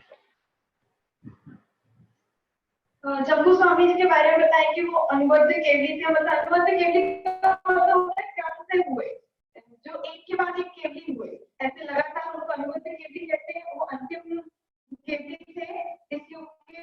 उन्होंने जन्म चौथे काल में लिया था, इसीलिए वो पंचम काल में मोक्ष जा सके। और जम्बू स्वामी की मतलब उसी दिन शादी हुई, फिर भी चित्त में इतना वैराग्य था कि दूसरे दिन ही दीक्षा ले ली। और सभी जो आसपास के सारे लोग थे उन्होंने भी दीक्षा ले ली। तो ऐसे ही हमारे आसपास भी कोई अच्छा लोग हो तो हम उससे इंस्पायर होके अपने जीवन में ऐसी अच्छाइयां लाएं कि प्रभावित कर सके, प्रभावित हो सके। दोनों बातें सीखनी चाहिए। ओके ठीक है। जय हिंद। जय जिनेंद्र। आप लोग बताओ कि आज क्या लेके जा रहे हो। तो ये मत बोलना कि हम ऐसे ही आए थे, कुछ लेके नहीं आए तो कुछ लेके भी नहीं जा रहे। वो विचार के लिए था, ऐसी श्रद्धा करनी है। लेकिन आज क्या लेके जा रहे हो, फटाफट फास्ट में 2 मिनट और है। हाँ जी पूरा है, राइट। परिपूर्ण नहीं हो सकता, फिर तो बुरा हो गया। अच्छा क्रियाएं बदली जा सकती, द्वेष बुद्धि निकल जाए। बहुत जिसने ये बात प्रसन्न चित्त से बहुत अभाव के लिए मिला है। ओके, और अभाव के लिए जिसने ये बात प्रसन्न चित्त से सुनी हो, इच्छा जगी हो, वो भव्य जीव है। ऐसा कौन है? ऐसा मैं हूँ। ओके, और मैं हूँ। इच्छाओं के इच्छाओं का हाँ ओके, और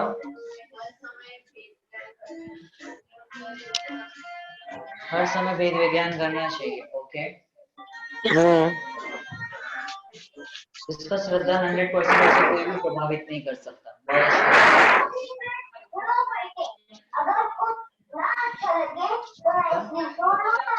बहुत अच्छे। रागियों का राग ज्ञानी को प्रभावित नहीं कर सकता। अष्टांगिका में आप लोग निकलो अभी एक एक करके, क्लास लेना स्टार्ट करो। और यहाँ से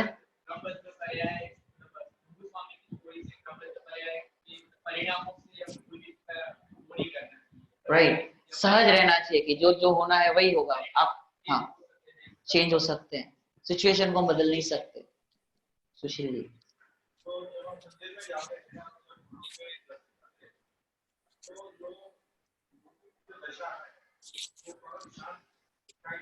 राइट, करेक्ट। मुझे भी ये स्थिति प्राप्त हो, बहुत अच्छे कि जैसे भगवान की शांत मुद्रा है, परम शांत मुद्रा है, ऐसा ही स्वरूप मेरा है और मैं भी इस अवस्था को प्राप्त करूं। ओके, टाइम पूरा हो गया। नेक्स्ट क्लास आप लोग लिस्ट कंप्लीट करो 50 तक वाली, स्वाध्याय कंटिन्यू करो। कोई डाउट हो तो अब आपके ग्रुप में जो विद्वान के नाम है हम ऐड कर देंगे। सबसे मैंने पूछ लिया है, तो आपको कोई भी डाउट हो आप उनसे पूछ सकते हो। ठीक है, आपके ग्रुप में विद्वान का नाम आ जाएगा नंबर के साथ। ठीक है, ओके चलो। जय जिनेंद्र।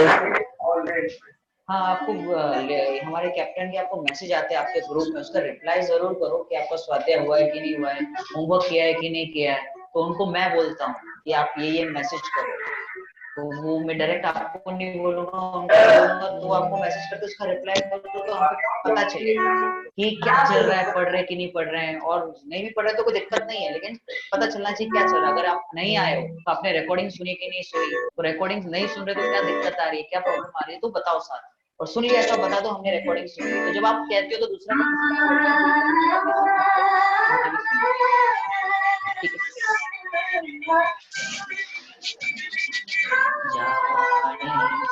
ठीक है।